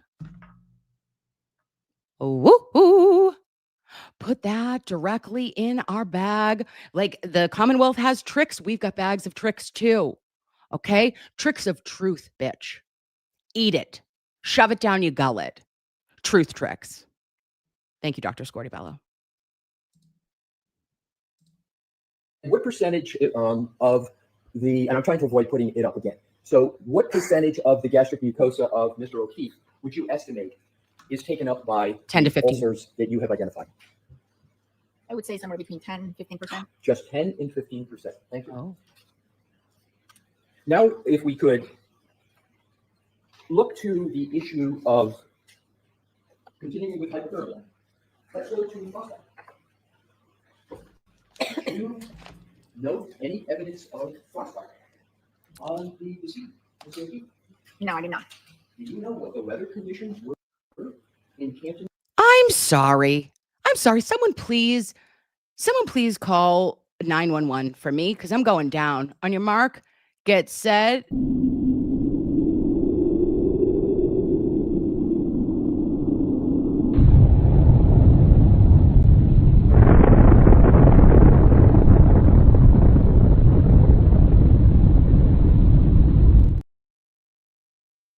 Yeah. Yup. You heard that right. Dr. Irini Scordi-Bello just said on the stand, no frostbite. You didn't see any signs of frostbite on a man who was allegedly on a front lawn for 6 hours dressed in a light hoodie, jeans, and no protective wear? Not a hat, not a glove, not a mitten, not a scarf, not a puffy coat, not a pair of galoshes. No one had North Face apparel on. And you are saying that between it was 18 and 22 degrees between that range, and then with a wind chill, it felt like it was 9. Yet there was no frostbite. Oh, Dr. Scordi-Bello. And you didn't document that. But he had hypothermic changes, and you thought that the hypothermia was a contributing factor to his cause of death. I have questions. Because anyone knows who knows anything is that in less than 20 minutes, you can have a pronounced frostbite in the Commonwealth of Massachusetts in the fucking end of January and beginning of February. And also, why was his phone still on? In between his shoulder blades at the top of his back. And it was still trutting around on all day up until noontime, still getting notifications coming through per Jessica Hyde. Said that the Ring notifications came through, texts were coming through. Well, babe, in that degrees, your phone should have shut off. But somehow Officer John O'Keefe's phone was a powerhouse. Per iPhone, like the website, Apple says that a full battery of an iPhone 11, which is what I believe they had, or 10 rather, it was 11 hours you could have had. Well, Officer John O'Keefe left, like, that's full battery charge at a beginning, like if you just bought the phone. I don't know how much he was, using it all the time, or if it was a brand new phone or an older phone.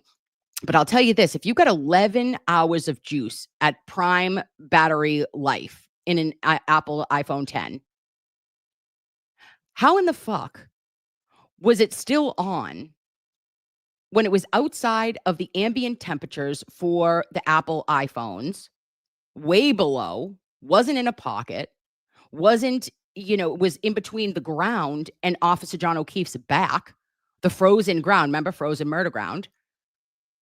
And yet Kerry Roberts picks it up the next morning from the ground, and she puts it in her pocket. She starts making steps. And then Jessica Hyde tells us until noontime, he was still receiving text messages and Ring notifications.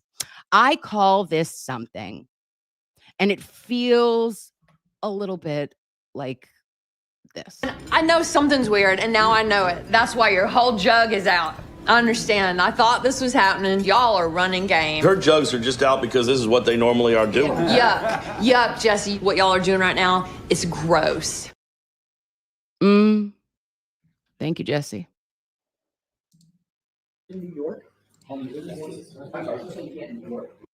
My apologies. Do you know the weather conditions in Canton, Massachusetts, starting at midnight on January 29th, 2022, going through 6 a.m. on January 29th, 2022? It was very cold. There was a blizzard coming. They called it a nor'easter, right? Correct. And when you say very cold, in addition to very cold, do you recall whether there were gusty winds? I believe so. And do you understand that when there's a very cold temperature in Fahrenheit and you add gusty winds, that is called, when you apply the two together, that's called wind chill, right? Correct. And with wind chill, doesn't the phenomenon of wind chill mean that the wind combined with the temperature brings the actual temperature down, and in addition to bringing it down, temperature and wind chill calculation, it also has a physical effect on the body, correct? Wind chill. Doesn't wind chill also cause greater effects than if there was no wind? Yes. So in medical. Thank you. We're wind chill queens. Now let's go back here and here. Let's hear Hank Brennan have a gosh darn temper tantrum, babes. Oh, he was angry. Oh, Hank, why are you so angry? Oh, dear Hank. Can I hand the other document? That is not. Oh, pardon me. Let me look at that.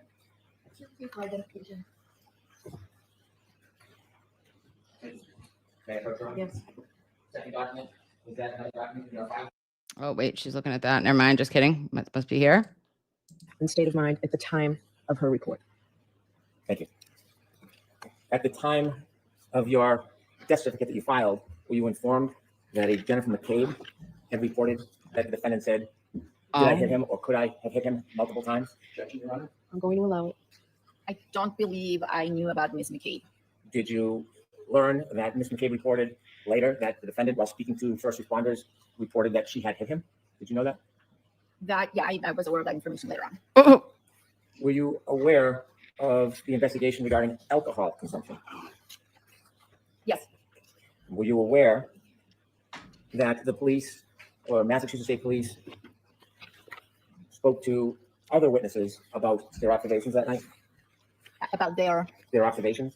yes, Were you aware of an interview by Trooper Buchanan with firefighter Daniel Whitley on February 7, 2022?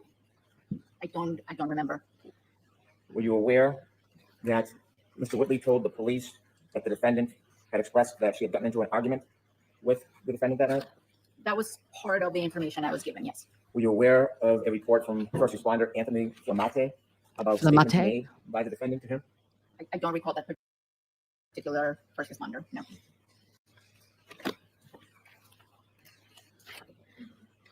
Were you aware of statements provided by Kerry Roberts to the police that the defendant had called her,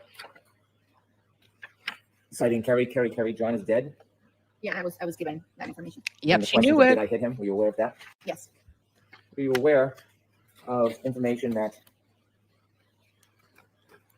troopers had an opportunity to go and speak to the defendant?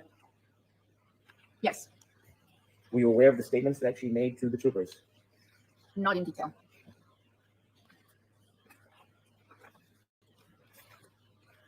Were you aware that when they spoke to her on January 29th, she informed that she had a broken taillight on her vehicle but did not know how it happened? Objection, Your Honor.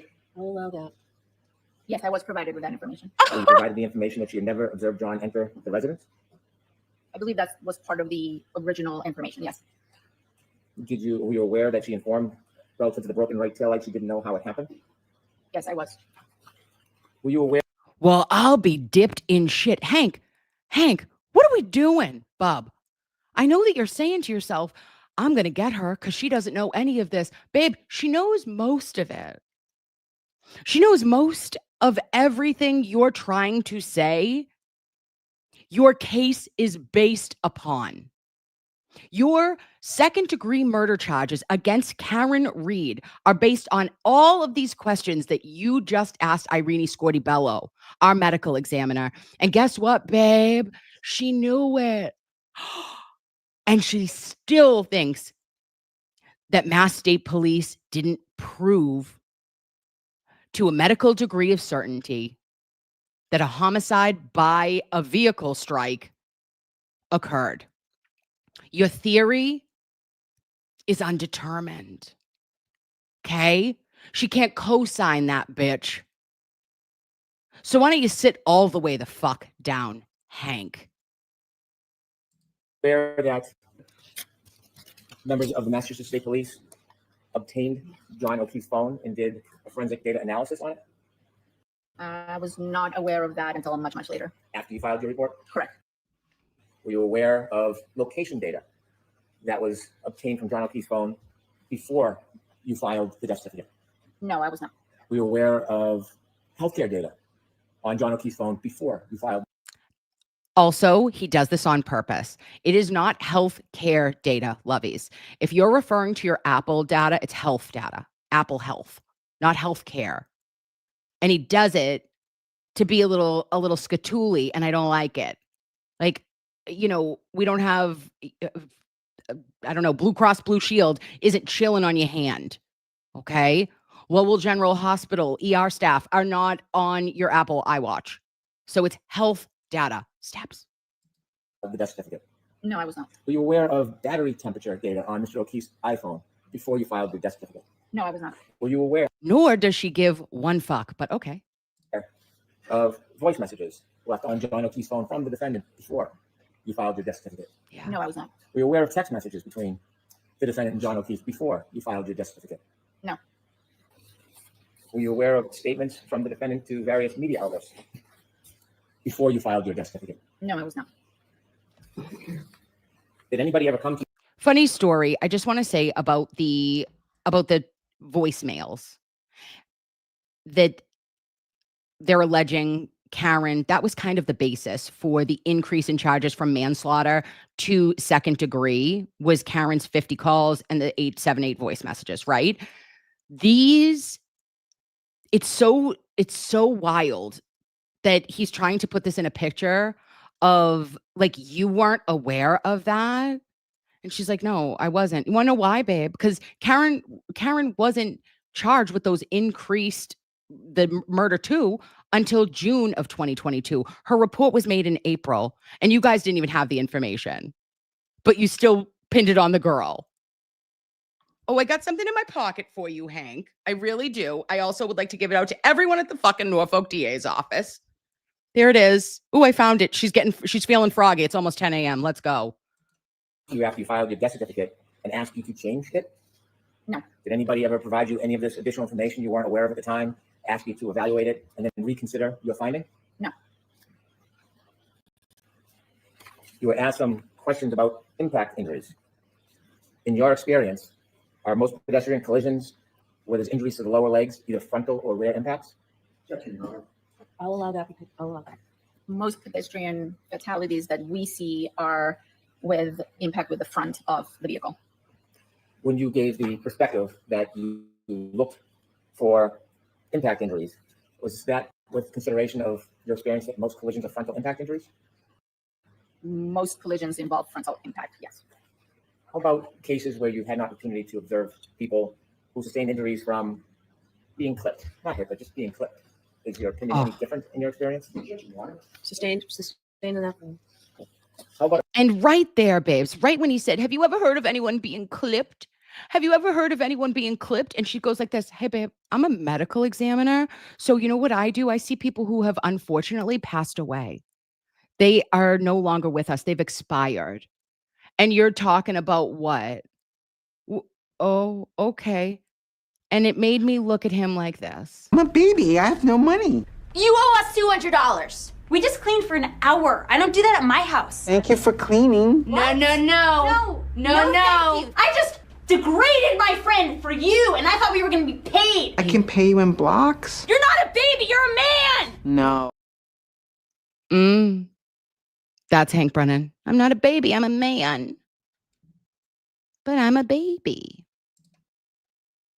a side swipe injury? Is that different relative to your expectations to lower extremity injuries? Sustained. A bruise on the knee, is that consistent with a side swipe impact? Could be. Did you do any type of biomechanical analysis of any alleged collision in this case? No, I did not. Were you asked to? I'm not qualified to do that. And so when you talk about injuries from a collision, are you in part speculating about what could happen to somebody? Sustained in that one. Are you giving a direct opinion in this case about how the injuries were caused? Sustained. You were asked questions about a nose laceration. Yes. And you offered that was not consistent with falling backwards on the head alone. Correct. You were asked if that was consistent with a punch. Correct. That's not the testimony. That's your objection. Did you provide an opinion that it could be consistent with a punch? I did provide that opinion. Could it be consistent with broken glass? Possible. Could it be consistent with sharp shards from broken plastic? Possible. Could it be consistent with first aid? I'm sorry, what was Could it it? be consistent with first aid treatment? Anything is possible. Oh, and that was the moment, loveys, when asking about the nose scratches, right? And she, anything is possible, right? And Dr. Irini Scordi-Bello knows that. We practice medicine. It is not perfect. However, for her to look at him and say that, I believe in my brain, right? I could be 100% wrong, but I think there's at least one nurse. There's got to be a nurse. Tell me there's a nurse. There's a girl there's one girl that I was like, oh, I think she's a nurse. And if she heard Dr. Irini Scordi-Bello say, yeah, I guess, well, anything's possible. This is a purple people eater in the night. Okay. This is what dreams may come. Are we Peter Pan? Are we Neverlanding? What are we doing right now? Nobody knows. But you, as the prosecution, just got your own witness when you're asking a question that could something be due to resuscitative efforts. She said, well, maybe you could pay me in blocks, babe. Okay. I'm just a baby. Do you have any firsthand knowledge of how the laceration on the nose happened? I do not have firsthand knowledge. Did you know at the time you filed your death certificate that there was plastic pieces of taillight found near Mr. O'Keefe's body around 5:45 p.m. on January 29, 2022? I do believe some of that information was communicated to us, yes. Thank you. All right, Mr. Leslie. Thank you, Your Honor. Dr. Scordi-Bello, And this is the creme de la creme, okay? The coup de grace. This is the finish him in Mortal Kombat, in my opinion. Good job, Mr. Alessi. Incredible job, Dr. Irini Scordi-Bello, who will be played by Lorraine Bracco of The Sopranos in the HBO series. Thank you. Attorney Brennan just asked you questions about alcohol consumption. You had the opportunity to evaluate the medical records of Mr. O'Keefe, correct? Correct. And you had, in terms of the medical record, just kidding. We're going to go right to here. If I were to show you a document, might that refresh your recollection as to the list of medications? Dr. Scordi-Bello, I am providing you with a document up at the top that says... Oh, we're going to talk about protein pump inhibitors. Yep. We got to go to 305. My bad. Sorry, babes. Proton pump in the stomach from releasing acid, correct? Yes. And we're going to come back to that in just a moment, but did you also recall testifying at the grand jury with regard to alcohol consumption and potential alcohol consumption of Mr. O'Keefe? I do remember testifying, yes. And do you recall what your testimony was with regard to alcohol consumption and small ulcers in the stomach potentially associated with alcohol consumption? Alcohol consumption, I don't recall my exact words at grand jury, but alcohol consumption can lead to gastric ulcers. And alcohol consumption can lead to gastric ulcers. And what medications can treat gastric ulcers? Well, they don't treat them, they prevent them. So that would be a proton pump inhibitor such as omeprazole. Right. So isn't it correct, therefore, that the ulcers that are observed in the stomach of Mr. O'Keefe that we talked about, the gastric mucosa, could have come from ulceration due to alcohol consumption? It's possible. As opposed to hypothermia, correct? Correct.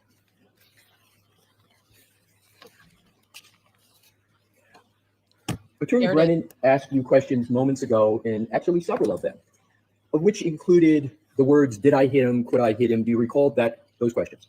I do. And isn't it correct that you had that information before you issued your final findings in this matter in April of 2022? Yes, I did. So, even though you had all that information, you still were unable to conclude the manner of death of Mr. O'Keefe, correct? Correct. Thank you, Dr. Scordi-Bello. All right, Doctor, you are all set. Thank you, Your Your Honor. Honor. I'm going to see Counsel at sidebar. Wow. Ooh, oh, wait, where am I? Okay. Listen, magic. We've got the magic in us, loveys. Thank you, Dr. Irini Scordi-Bello. Also, shout out to anyone, loveys, if you do not follow the trial channel, they're incredible. They take out all the sidebars. Oh. All right. So that we don't have to sit there clutching our pearls, clenching our butt cheeks, buttholes, all of it, right? We don't have time. And they are just getting everything together and cruising, right? So instead of an 8-hour day, she's got it down to a 3-hour and 7 day for us. Go to the trial channel. and subscribe to them because I find the videos amazing. Now let's go to retrial day 17.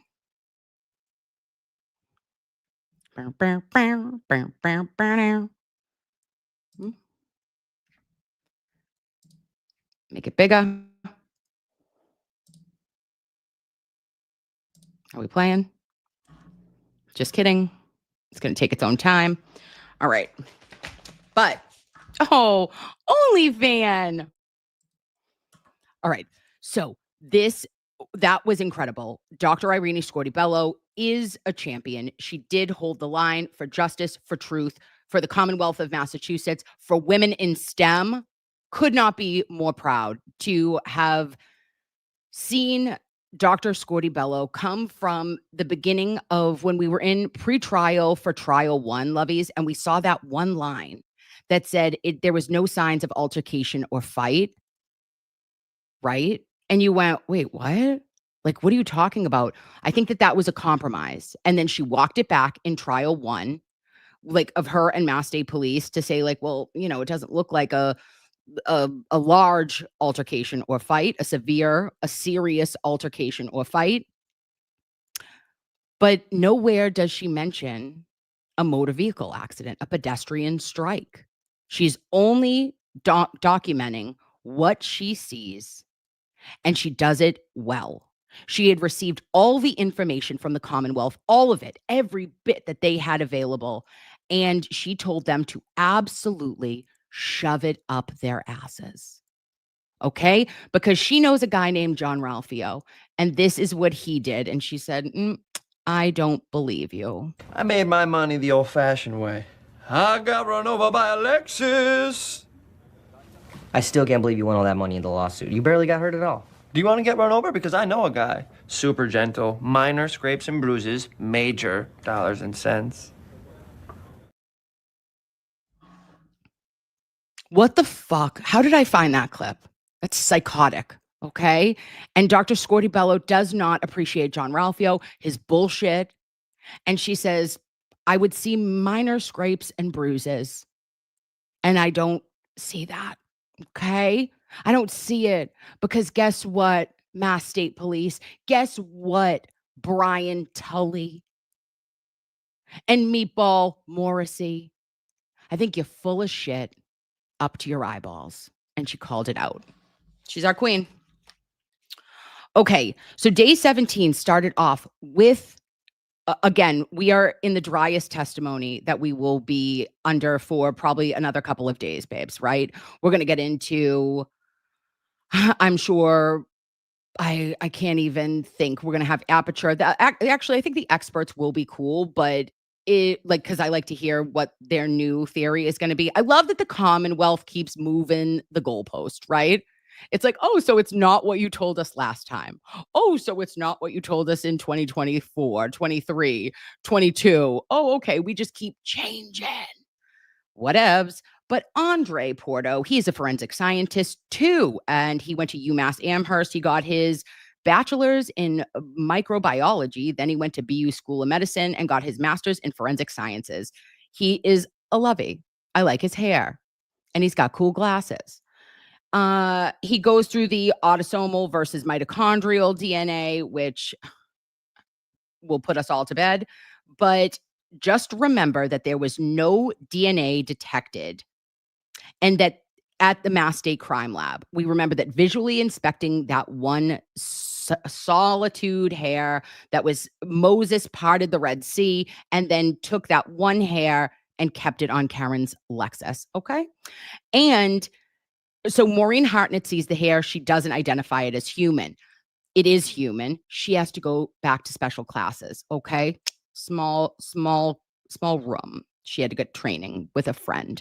And then it was sent to the DNA lab. The DNA lab said, nope, no DNA detected. Then they sent it to Bodie and find out that it is a match to Officer John O'Keefe, the one hair. Well, you've got a case, bitch. That's it. There is one hair found on a car. Not any blood, but one hair. So she must have done it, right? Commonwealths, that's how their thought process goes. They're real geniuses. And let's see what he says. Hi, only fan. You're my man. A lot of sidebars. I just keep turning on to the OnlyFan.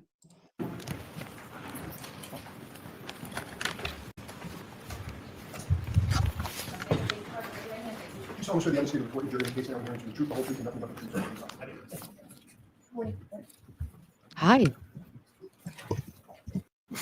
Hey, Mr. Lally, whenever you're ready. Thank you, Your Honor. Good morning, sir. Morning. Could you please introduce yourself to the jury, spelling your last name for the court? Yeah, my name is Andre Porto, last name spelled Porto.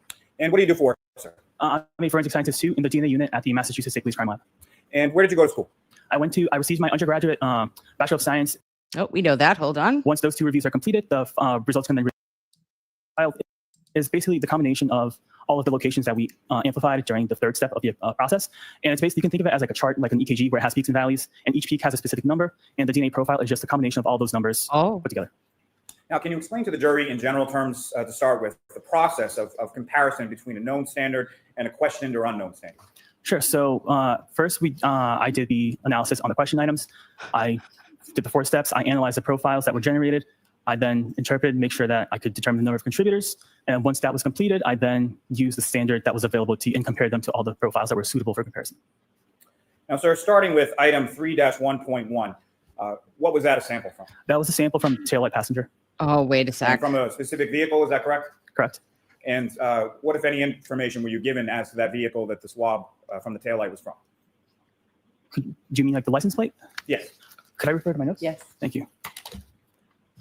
Your Honor, with the court's permission, this is a little detailed as far as the testimony I goes. don't have a problem. Does the defense object? I do not object. Okay, thank you. Thank you, Your Honor. So the license plate was 3G6684. Wait, so, I'm sorry. All right, wait a minute. Let's go. I just want him to go through what our instrumentation could detect.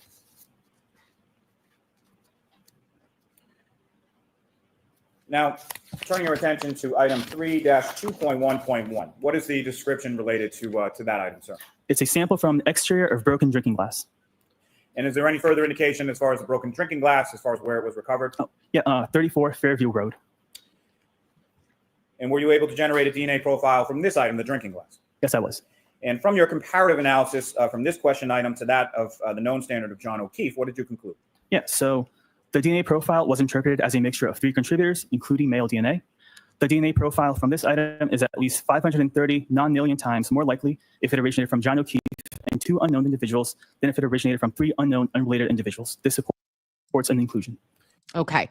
So, loveys, I'm going to just tell you this, that the passenger taillight, there was 3 contributors. One is nonillion bits to Officer John O'Keefe and 2 unknown specimens, right? Then stain A had 3 contributors. One was inclusive of John O'Keefe, 2 unknowns. Stain B, 3 contributors, 1 John O'Keefe, 2 unknowns. Stain C, 2 contributors, 1 John O'Keefe and 1 unknown. Stain D, 3 contributors, 1 to John O'Keefe, 2 unknown. Stain E is 2 contributors, 1 JOK and 1 unknown. Now, that is a lot, but you don't need to know all of the things other than Officer John O'Keefe. His DNA was found where? On his clothes. Okay. Thank you. Thank you so much. This is the last time I'll ask you this, but just if you could reiterate to the jury, what does an inclusion mean? Yep. So an inclusion is when I compared the known standard to the question item. And if the profile in the known standard is consistent with the profile in the question profile, that's an inclusion. And that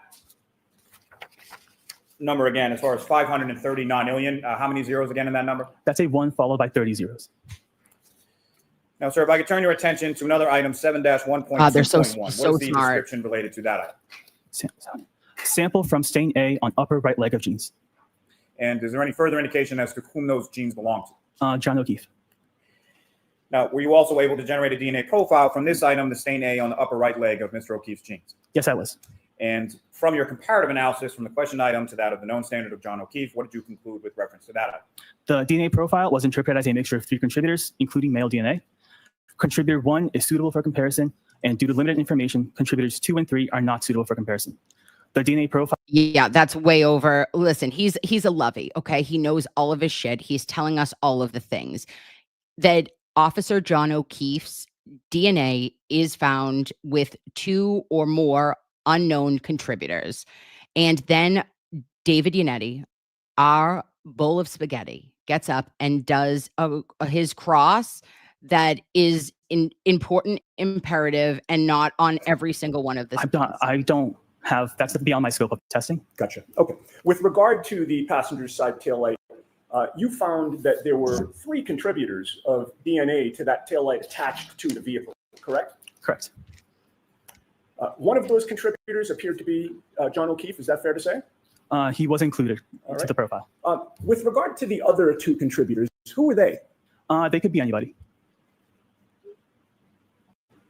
Were you ever asked to compare DNA samples from either Canton Police Detective Kevin Albert or Canton Police Chief Kenneth Berkowitz to the DNA profile that you analyzed from that passenger side taillight? I was not. Now, with regard to the broken drinking glass, which is item 3-2.1.1, do you see that in your report? I do. With regard to that, you came up with a DNA profile that also had 3 contributors, correct? Correct.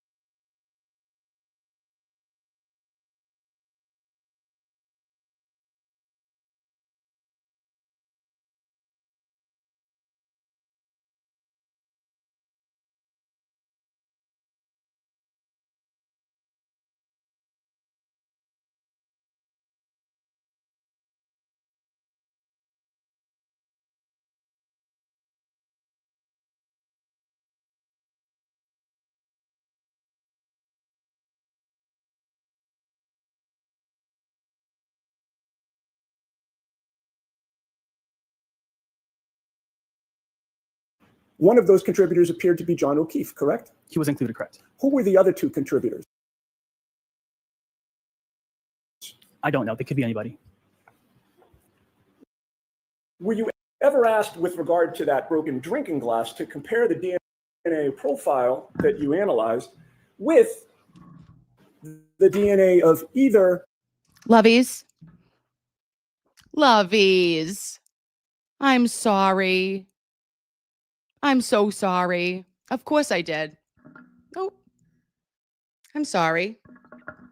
We're praying to tiny Jesus and to Mary, the mother of God.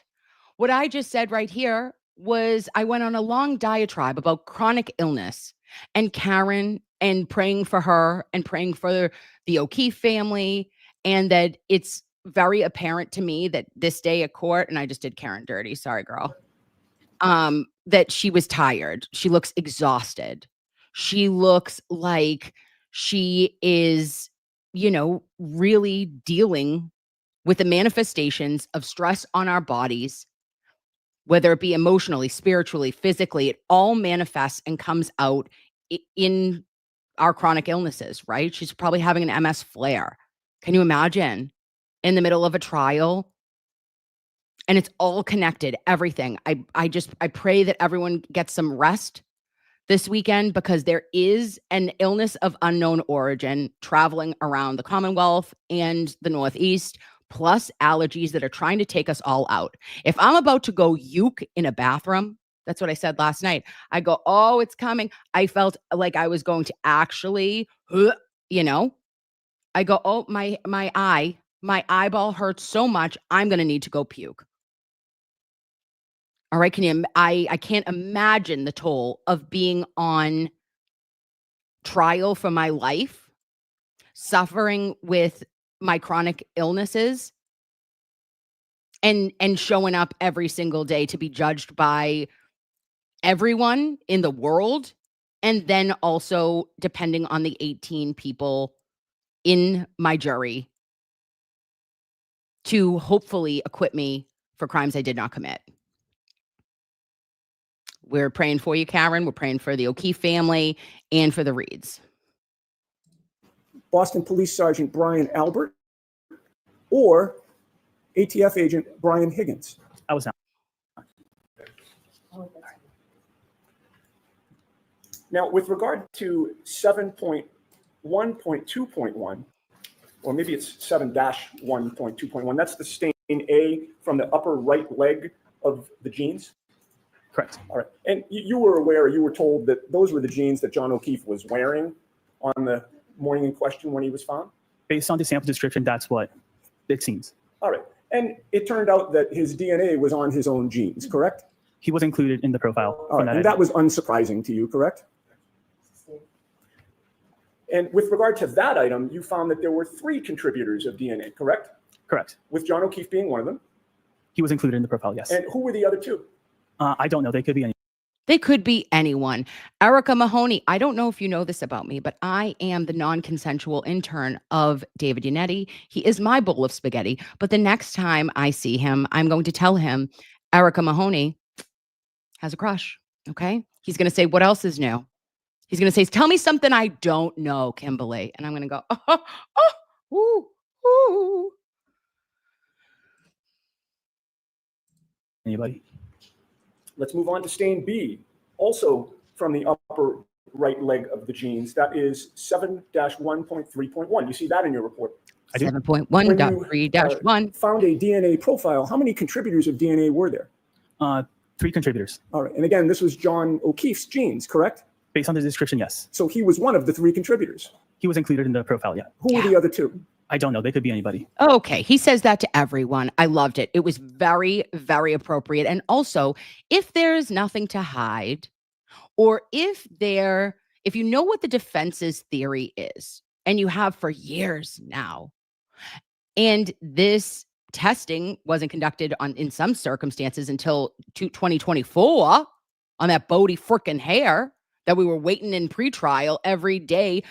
Poor Liza Little would get up and say, hi, we still don't have the results of the fucking hair. That's what she would say. She didn't say it like that, but you know what I mean. And like they got that back right before trial 1 that confirmed that the mitochondrial DNA, yes, was a hair of Officer John O'Keefe. Ooh, okay. Why wouldn't you have swabbed the other conflicted people? Right? Why wouldn't you have said, hey, Berkey, you found some taillight. Let me check your DNA. Hey, Higgins, let me check your DNA. Brian Albert, let me check your DNA. You got nothing to hide. I'd be like, swab me, bitch. I'd be bucling all over town. Open wide. Moving on to stain. Okay. Now, we got to go wait. We have to hear this. Sorry, I lied. We have to hear Judge Cannoni in a wee bit. I do. Oh, mixed And can you explain to layer. the jury? Oh, no. Well, wait. We'll go up here then. Clear and black pieces of plastic. Where was lunchtime? Outside the jury's presence, right here. By the Commonwealth is very important. The seconds are important. Literally 1 second can turn not only the Commonwealth's theory completely around in circles and debunk it, but also the jury's analysis of it. And this is the point I wanted to elucidate today. is that the jurors have been provided information, and the defense has aimed its defense on this claim based upon, in large part, timing. Have on May 11th, Mr. Burgess changing the timing. So what does it affect? Not only witnesses like Jennifer McCabe, who we crossed, we strategized with regard to, but also my decision to not even cross Trooper Garino, because Trooper Garino had testimony with regard to when Ms. Read connected with the Wi-Fi at One Meadows, and there's a certain time associated with that. We have Mr. Whiffen, who went through, the Commonwealth went through a timeline, and we believe they went through a timeline for the theory that they had. And I cross-examined Mr. Whiffen extensively with regard to that timeline. There were several defense strategies and effectuations of strategies based upon that timing. So with regard to the substance, Your Honor, and there's more, but I think that's a fair representation. It innervates our entire defense.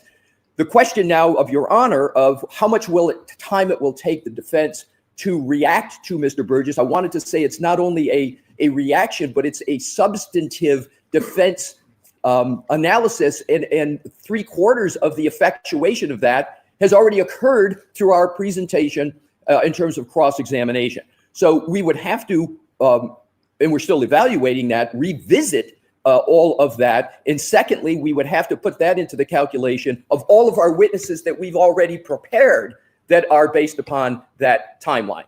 So it is a very significant point, and to the extent that the Commonwealth tries to argue, well, you know, we never. Angel, you are correct. She said Judge Bev denied the request to collect DNA from BA, BH, and CA in trial 1. But Berkowitz, okay, and Higgins, I would say, because of their connection to Canton Police Department, okay, and their access to that department specifically, and Kelvin Albert too, but you know, neither here nor there. I think if I were them, they could have voluntarily given anything that they wanted, and there wasn't a request in my recollection for any Canton Police Department. It was only for Buchanan and Trooper Proctor, which were provided. Really committed that much to a certain time period. I again urge the court to look at the report of Dr. Judson Welcher, where he has 1162-2. All right, babes, we're just going to go to 229 real quick, because this is Mr. Alessi is incredible. He makes wonderful arguments, but The essence of Mr. Whiffen's report is anchoring in his timeline. He did a whole timeline on Mr. O'Keefe's report, and conveniently, the proposed alteration by Mr. Burgess in his report of this clock drift now makes it very, very close to fitting within Mr. Whiffen's timeline and the theory of the prosecution. At a minimum, we need a voir dire to ask Mr. Burgess, why did he do what he did? Another reason for the voir dire. Mr. Brennan yesterday said, we were surprised to get the report. That further makes great concern as to why Mr. Burgess did what he did. Lastly, Your Honor, with regard to... Loveys, is that Bella's mom? Is that Bella's mom? Who said that? Is that Bella's mom? Hey, how you doing? Mr. Brennan's point, he made it yesterday, and I corrected it. He said it again today, that supposedly our witness, Mr. DeSogra, made an error and that we're trying to correct an error of Mr. DeSogra. That is incorrect, Your Honor. Again, Mr. DeSogra was responding to Mr. Burgess's report. Mr. DeSogra's report is entirely saying, okay, Mr. Burgess says this, and therefore the defense says this. Now Mr. Burgess is changing what he is saying. So it is completely incorrect to say that Mr. DeSogra is trying to correct an error. That would... Yep. I need Jimmy to make a song. It has to be Bella's mom has got it going on. She's all that I want, and I waited for so long. Require, again, Mr. DeSogra to change what he has done. Final. Also, not being a bitch, but are you wearing white denim to a court? Ma'am, white denim before Memorial Day. I love it. You're a rebel. I did the same thing. The point is this. There was also an issue, Your Honor, and this is extremely important with regard to burden shifting. there's not only the question of should this be allowed at all, there's not only the question of how much time the defense will need, but there's a third important issue, and that's burden shifting. What Mr. Brennan proposed yesterday was a very irregular process where essentially the Commonwealth gets 3 bites at the apple for a problem that they caused. The problem we're talking about is Mr. Burgess changing a significant part of a timeline. Yes, there was a variance that he had, but he picked a range of the variance. Right. He's now changing the variance. So what the Commonwealth is proposing is that our witnesses go forward, the aperture gets to wait, they come on, and then they get to come, the aperture gets to come on yet again. We would. I did not understand the Commonwealth asking me that. Are you asking me to do that, Mr. I Brennan? appreciate the clarification. I'm not sure what he's saying, so. It sounds like DeBroja or whatever. His name is DeSoder, yes. DeSoder. Yep, disorder, the disordered ones. We have no idea who the fuck is on first right now. I am so confused. You've got drifting clocks. We've got Tokyo Drift. Is this Fast and the Furious? I can't tell you. But what I do know is this. Attorney Alessi is fucking worked up. He is green means go. He is locked in, dialed in. He says, can't change it. Don't change the shit. Want to know why? Because I have made my defense strategies, and what I am going to ask witnesses based upon the materials and reports you have provided from Aperture previously. And now sneaky tricks for kids from the Commonwealth come up, and now they are putting multiple reports in order to change a variant. How I'm interpreting this, babes, is that they're making it fit the timeline that it would not fit if they were independent and they were not sequestered and they couldn't see each other's shit. Like, it was different from Whiffins than it is in Aperture. Is that what they're saying? So they have multiple experts that are off by 21 to 29 seconds, which, okay, yep, that makes sense. Except in most cases, you wouldn't say this is a make or break. But for this specific case, it is. We have testimony from who? Jennifer McCabe, saying that she was texting Officer John O'Keefe and that she saw Karen's vehicle still outside. We know Karen was already connected back to Wi-Fi at One Meadows at 12:36. If you look on Waze or on Google Maps, you see that that's a 7-minute ride, the route in which she took. So to me, it has never made sense. And I will always say till the end of time, it does not work. If Officer John O'Keefe was struck at 12:31 or 12:32, Karen Read could not have returned back to Officer John O'Keefe's house in that short of a time frame. And the 29 seconds, I get lost in the sauce. You know, I'm like, I don't fucking listen, not my circus, not my monkeys. I don't get it. But I know that it makes a difference. But I still think that even if it was any time after 12:29, it's going to take her at least that 7 minutes to get home. So who gives a shit? Anything after 12:29, it's not plausible. She didn't know where Brian and Nicole Albert lived. She would have had to say, okay, I need to follow a route home. She said in her ID interviews, hey, I know in the video of me, I stopped at all stoplights. I drove very slow. I drove very cautiously between the weather and having a wobbly pop. Okay. So I'm sure that she wasn't driving, speeding when she doesn't have John with her. And she's just trying to get where she's going, in my opinion.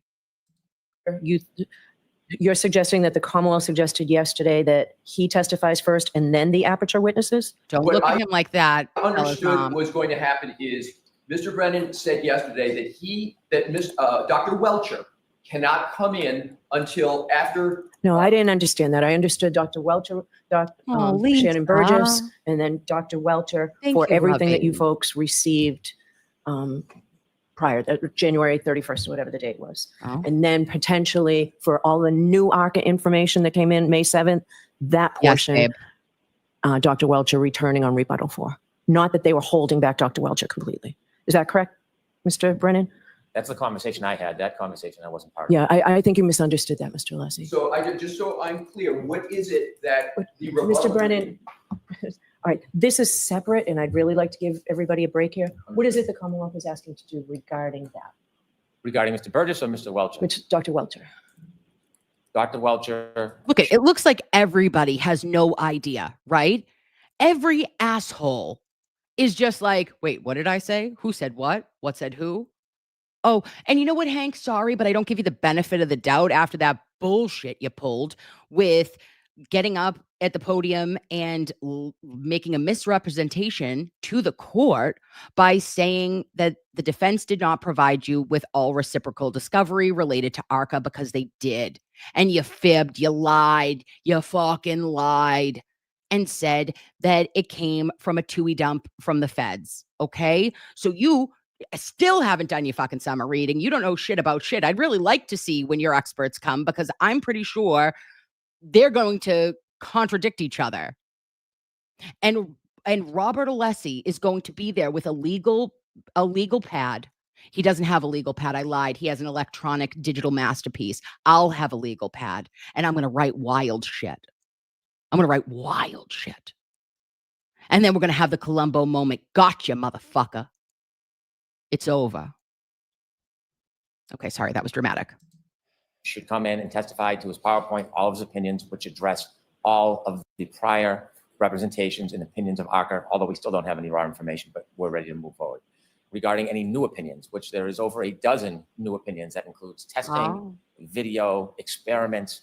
Dr. Welcher should have enough time to review, conduct his own testing, turn it over, and then in rebuttal, address limited to the new issues raised by ARCA. That's how I understood it, Mr. Alessi. And that's how I did also. But the question is now with the Burgess changing of the clock drift, how many times is the Commonwealth proposing that Dr. Welcher gets to come in and talk about that? Agreed. Is he just going to come in and talk about it? So you talk with Mr. Brennan about that.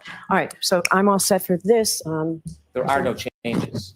There is no changes in the timeline. He keeps trying to portray this as something has changed. Nothing has changed. It's the exact same. He's always said there's a variance. He's been looking into the variance for a long time, and now he has found a method to show the exact variance. It's not changing. There's nothing in the reports that changes as far as the timeline. That's just Except what counts everything. as far as fair. There's nothing that has changed. We can look at the reports. It's all the same, always has been, other than now he's identified the mistake of their expert, and that led him to be able to identify the variance, which is helpful and new. And the suggestion that there's been some violation of an order, no good faith basis whatsoever. Does the Commonwealth oppose a voir dire just on that one issue? Yes, because it's suggesting that there's a good faith basis for it. Nothing has. Ian Whiffin's report was available to the defense and our experts months and months and months ago. The issue of variance has been an ongoing issue. Quick question. Did he just say that they recognized the expert's mistake and then they corrected it, which is a good thing? What? For months. There's nothing that triggers a change in the testimony to adopt or adapt to it. Our timeline has been the same since when we turned it over at the beginning. They can. Is it? Because I clearly remember in trial 1 you saying that Adam Lally said at 12:45 a.m. Officer John O'Keefe was struck by a vehicle. Thank you. Not point to one thing that has changed between Dr. Welcher, Ian Whiffin, Jessica Hyde, or Shannon Burgess. They are just saying things without a good faith basis. In the reports, show us where something has changed. Your Honor, to inform you, Your Honor, we would like to print the page in the clock adjustment because what Mr. Brennan says is yes, correct. and I'm happy to any information. All right. Not. Thank you. All right, so the court, please. Now, what happens? Ready? We knew it, but take your time. 3:15, is that going to be it? No, it can't be that long. Oh, it is. I'll be dipped. That you undertook. Oh, just kidding. Physical.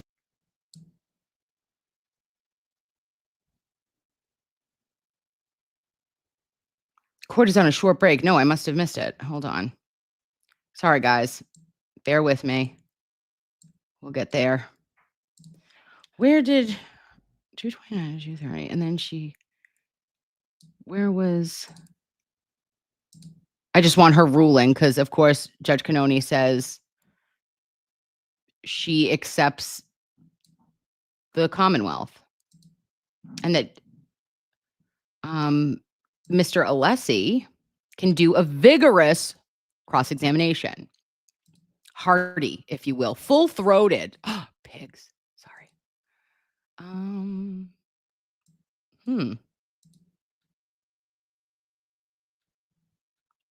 Good golly, Kim.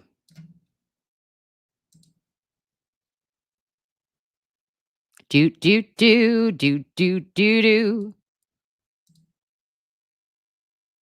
Oh, watch this. Listen, while we're doing that. All right, great job on the news. Thank you. We will, Courtney and I will share what happened when we went to dinner last night, Sunday dinner coming up. And as 9 piece A and what? Huh. We talked about sort of the physical match or mechanical fit analysis. Wait, but you did it before that. Oh my gosh, whatever, guys. I'm so sorry. I can't even find it. And we're not going to just play fiddle faddle with the fucking time thing here. Speaking of a time drift, I'm in one. What the shit? Yeah, I don't know where she says it. Okay, well, maybe it's at the end of the day. We'll try it. I'm going to start right here with Mix Valaire, and then we're going to wrap it up. I love your faces. Thank you for being here with me today on this Saturday. 3 items. So 2 pieces from item 7-8, pieces C and D, 1 piece from item 7-9 piece A, and 1 piece from 7-16 piece E were found to have a mechanical fit. So those pieces were at one time together as a larger unit. Lastly, for this section, at some point, did you do a physical match analysis for the glass pieces in item 7-12 and 7-14? Yes. And what conclusions were you able to draw from your physical match analysis between 7-12 and 7-14? There was no physical match between the glass pieces or parent glass pieces from 7-12 and the glass piece from item 7-14. Now, Mix Valaire, are you aware that there was an additional analysis that was done with respect to glass pieces and other glass pieces that you didn't examine in your analysis at your lab? I know that there was other trace work done. I'm not sure exactly what the work was. Okay. And do you know who performed that additional trace work?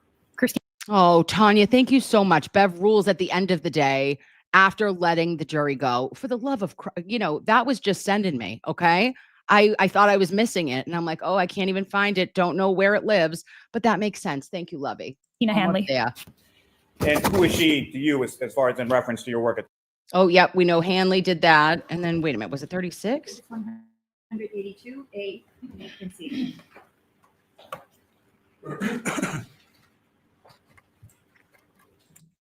Now, listen, Mix Valaire last year, I like them because they are just putting together like all the pieces of the puzzle. And if you go back, or if you guys look at when these pieces came in of taillight, saying that it was all part of a larger unit, the fact that they're able to put these apparent plastic items back together the way it is after 3 weeks of searching and seizures, and what parts may have been discovered by what specific individuals, including Proctor, Buchanan, and Tully. It's another thing that makes you go, And ironically enough, that there is one cracked small piece that always has remained missing. And some may say that is in alignment with Karen Read's testimony and the testimony of even Kerry Roberts in trial 1 with the small piece this big is not that entire taillight housing. Thank you. And may I publish, Your Honor? Yes. Ms. Gilman, if I could have photograph 2096. Ms. Gilman, yes. If you could even zoom in just a little bit more on the item itself. Good golly. Ms. Valier, what are we looking at in this photograph?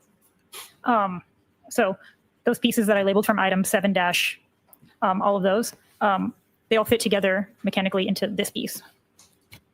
And as far as earlier, you were testifying as far as the label maker and the different various pieces that you would label throughout the process of your physical match analysis. Do you see these in this photograph as well? I do. And where are they located with reference to the reconstructed piece above? They're those little white rectangles on the piece. So what's depicted here is the mechanical fit between item 7-5, 7-6, 7-8, 7-10, 7-11, 7-12, 7-13, 7-14, 7-15, and 7-16, correct? Not items 7-8 and 7-14, but the other ones, yes. And why not those two? They didn't fit mechanically with the other pieces. Ms. Gilman, if I could have 2150. Does that look like that, Loveys? And again, if you could just zoom in a little. Just a little broken, little crack. And Ms. Valier, what are we looking at in this photograph? So on the right side was that piece that was just shown. And on the left side is item 3-1. And lastly, Ms. Gilman, if we could have 2151. Again, if you could zoom in on that item in store. Yes, chronic shock. And Ms. Valier, what are we looking at in this photograph? So that's that right piece on top of the taillight from the previous photo. Voila, bitches. Look at that. Look at that. Put that directly in your pipe. Do not smoke it, okay? Because it's plastic, apparently. And ain't that something? Just quite remarkable.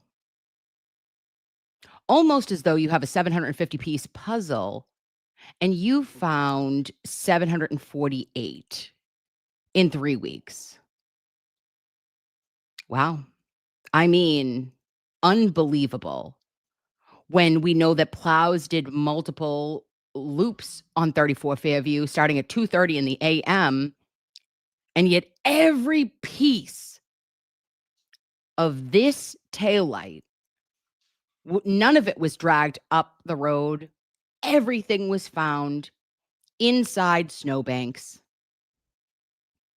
or on top of them, if you will, for up to 3 weeks later. And you guys know that I love Mr. Trotta from the Canton Police Department. From Canton Public Works. And he told me that they always do the middle of the street first, and then at the end is when they do the sides to make the snowbanks. So if Karen Read struck Officer John O'Keefe on the street of 34 Fairview on January 29th, 2022 at approximately 12:31 a.m., there is a 0% chance that all of the taillight you see before your fucking face would have been in that yard in the same vicinity, next to the body, around the body, near the fire hydrant, scattered, okay? Spontaneously combusted and scattered all within the yard of 34 Fairview. I'm going to need you to fuck off. Because that is a story that even a kindergartner would say, well, that doesn't make sense. Because I'm just a baby.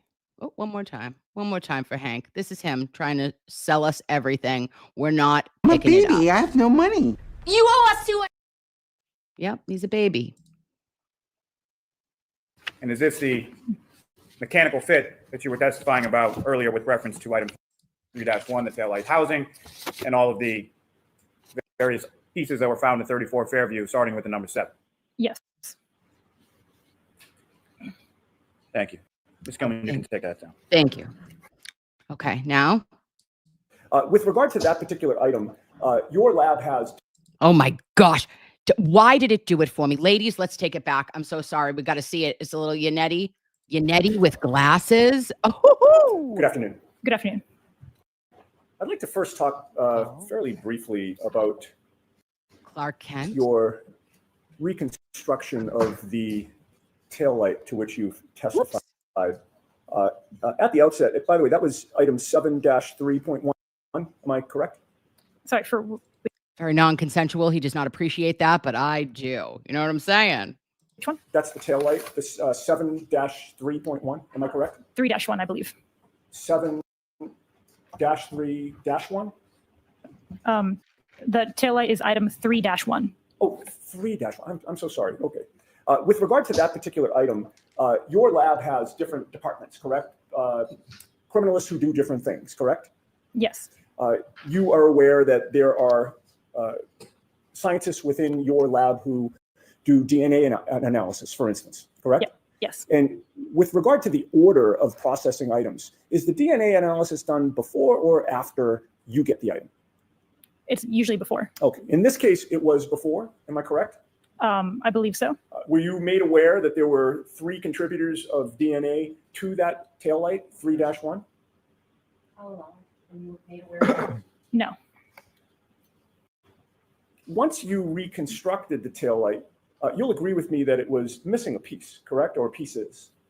There was an empty spot on the overall reconstruction, yes. Were you ever provided with any pieces of tail light that would have filled in that missing spot? No. Were you ever provided or told about any pieces recovered from 1 Meadows Ave in Canton? No. Oh. Were you ever told about a collision at 1 Meadows Ave in Canton? In any case, you'll agree with me, there was no glass in that tail light at all, correct? Within the tail light, I classified them as apparent plastic pieces. There's no glass as part of the tail light, correct? I mean, it depends on what you call, like, the bulbs usually have glass as far as I'm aware. Those are very, very thin glass though, correct? Those bulbs? Yes. All right. Now, your lab received clothing in connection with this case. You've testified to that, correct? I received the debris labeled as coming from the clothing. I never saw the clothing at all. Right, but you're aware that your lab received clothing before the debris got to you, correct? Yes. And your understanding was that that was John O'Keefe's clothing in which he was found on January 29th, 2022, correct? It's labeled as coming from him. I'm not sure of the date that it was found. Oh, I'm sorry. Is this Be in Trouble 31 from the YouTube channel Be in Trouble 31? Who is doing God's work, doing reconstruction for Karen Read? And I have watched all of your videos and I'm a fan. Hello. How are you? Loveys, if you are not subscribed to Be in Trouble 31, stop and come back and see me. But go and subscribe because Be in Trouble is really mind-blowing, okay? The work that he has done and the reconstructions, it's unbelievable. And to think Trooper Paul, Mass State Police, no one has done accident reconstruction the way Be in Trouble 31 has. You are a gift, sir. And thank you. Thank you for being here. Hi, I'm Kim. Nice to see ya. Okay. You understand the procedure of that goes on at your lab when it receives evidence? Yes. And you know that once clothing is brought to your lab, it's given evidence numbers, correct? Yes. And then one of your colleagues at the lab handled the clothing and or examined it, correct, before it came to you? Yes. And your understanding is that one of your colleagues retrieved debris from those items of clothing and then packaged it in a fold before it got to you, correct? Yes. You then open up the fold and you look at the debris, correct? Yes. You never saw that debris inside the clothing, correct? Correct. And the pieces of clothing that come in are given evidence numbers when your lab receives them, correct? Yes. For instance, the orange t-shirt was given or was named item number 7-17. Yes. And the Guys, why does Mix Valaire look to me like a Nickelodeon villain? Like a like an early 2000s Nickelodeon villain? Like you're a heartthrob, but also you're a little dangerous? Is it the hair? I don't know what it is, but I like it. I like the 2.0 like Disney villain, Nickelodeon villain. Are we getting slimed after this? I don't know. gray long sleeve shirt was item 7-18, correct? Yes. And your lab is accredited, correct? Yes. There is a complete chain of custody from the moment the clothing was brought to the lab to when the debris was removed from the clothing, ultimately to when you're in court today handling the items, correct? Yes, our in-lab chain of custody extends from when we receive it to when the submitting agent it is returned to the submitting agency. And of course, David Yannetti, our bowl of spaghetti, he tells us, like, hey, McFlair, you know where all the shits are, okay? You got a log, babe. You got a log a mile long, okay, in a good way. It's provocative, gets the people going, you know? And he is doing that in juxtaposition to the evidence prior to its arrival at the crime lab. Because we know that Buchanan could tell us till he's blue in the face, we put it on the parchment paper. So don't make it weird. It was drying out. Okay. In a whorehouse in Charleston. Like, we don't know where anything really was because nothing has a log from the Norfolk County DA's office, the Super Troopers, everyone else. But as soon as it gets to the lab, we know, cool. On March 12th, 2022, that's when we really have a chain of custody and consistent keeping of records and handling evidence in this case. Prior to that, all bets are off, in my opinion. Okay. And you have complete confidence that the chain of custody at your lab is effective at making sure that the evidence does not get lost or mixed up or contaminated, right? I mean, chain of custody is meant to track where a piece of evidence is. The evidence unit also does inventories and audits to make sure that things are where they're supposed to be. And you have confidence in your lab's chain of custody policies and procedures, correct? Yes. Yeah. But you'll agree that your lab cannot control who handled the clothing before it arrived at your lab, correct? Yes. No, I can't tell you where it was. Okay, so now we're going here, babes. Thank you, McFlair. You're an angel. 3-1, the taillight housing from the defendant's vehicle, correct? If it's 10 items, I don't have. I can count them. Okay.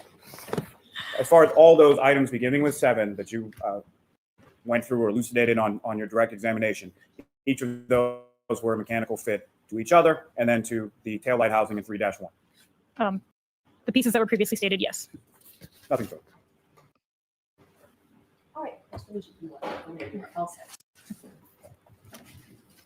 Oh, it seems Bev was into the little green in the hair too. Yes, like that smile. Good to see it on you, little Polly Pocket Bev Canoni.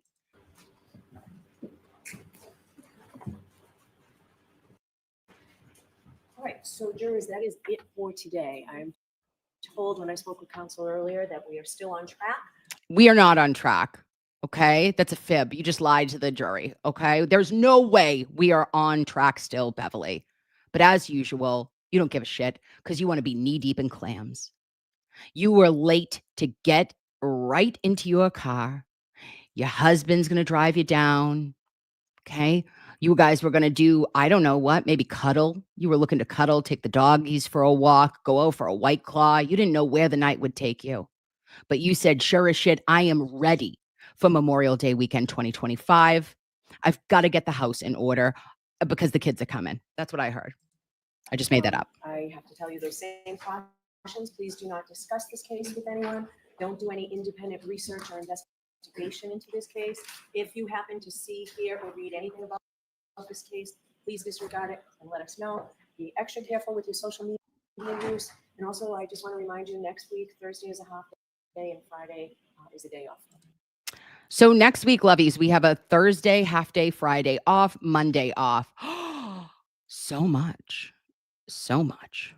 All right, so we'll see you on Monday. Bye. Okay, bye. Now. Bye. You've done Canoni. fulsome cross-examinations. I have every confidence you can do it. Oh, no, we're backing it up. Sorry. No, we're going to front it up. 40. Let's stop there. Here it is. So before we recess, I appreciate the council provided me with the information. Mr. Lessie, I got the 2 reports that you had that were incorporated and what the Commonwealth had given me a few minutes before, but I appreciate that it was pointed out here. We've had full argument on this yesterday and today. My findings for the record are that the defendant has not persuaded me of undue surprise or unfair prejudice by this information, and I don't find that there's delayed disclosure. I just wanted to say, she scripted that, and I know she did, but like, you can't say ambush. You only use your strong admonishments towards the defense. But when the fuckery is afoot within the Commonwealth's bullshit, they're bullshit as usual. You're just like, I don't see it. I don't see any undue surprise. You know, I just, no, not here. No, I don't see that. Thanks. Of course, all of this is ample game for cross-examination, certainly as to what Mr. Burgess knew, what he looked at, why he looked at it, when he looked at it, why he changed his report. Boop, boop, boop, boop, ba-doop. Why he changed his report. And that's what I give a crap about, loveys. You don't think that Robert Alessi is going to absolutely pick this mofo like a kernel of popcorn stuck between one's tooth? I'm going to actually say this with all seriousness. I pray for Mr. Welcher that he walks out of this able to have a career, because I believe that Bob Alessi is going to wipe the floor with him. He does not know what is coming. And I think that although this ruling is in favor of the Commonwealth, by Judge Cannoni opening up the lanes of traffic for robust cross-examination, this will 100% discredit the key expert for the Commonwealth. And I say, bring it on. Come on. Bring it. Bring it, bitch. And violation of the sequestration order is all for cross-examination, and I will give you a lot of leeway with that, Mr. Alessi, but I'm not having a voir dire on that. Mr. Alessi, I can tell you, obviously, you've got a great facility for cross-examining on the underlying information here. You've done fulsome cross-examinations. I have every confidence you can do it here again. But if after the direct, you demonstrate that you need further time, I'll certainly hear you on that. And more importantly, perhaps, if you feel that the testimony of Jen McCabe and the others that you've mentioned is critical and that you need to recall them, I'll hear you on that as well. So regarding Dr. Welcher, as my understanding, the request yesterday was for, and it's been a request, I think, a few days. We've addressed it at sidebar, and I found that it wasn't the right time. Let's see how much Dr. Welcher could go through. I understand Dr. Welcher will testify in the Commonwealth's case in chief next week or so, Mr. Brennan? Hopefully next week, if not All right. the day after the holiday. And that will be for all of the material that was provided to the defendant initially, right, by the Commonwealth's discovery deadline? Correct. And what you're asking for is that after ARCA testifies the new information, you're asking for rebuttal, right? Yes, limited to the new information. All right. So I would allow under these circumstances a limited rebuttal, and we can define the scope after we hear the testimony of ARCA. So those are my rulings. Your objections were noted. I'll see everybody on Monday. All right, for the court, please. Yeah, I'll see ya Monday. And that was it, loveys. We just tramp stamped through day 16, day 17, Commonwealth V Karen Read. I love everything about you. I want you guys to have the best weekend. Relax your bodies. Try to take care of yourself. I need to go. Okay. I got places to go, people to see. And I might be doing some kind of stream if I'm able to, if I can figure it out for where I am, with Jimmy tomorrow for a Sunday service. Okay. You guys are the best to ever do it. Keep your faith. Keep your faith in your heart. Okay. You know this. We have truth. We have facts. We have faith. All right. I wish you guys a wonderful day. Bye.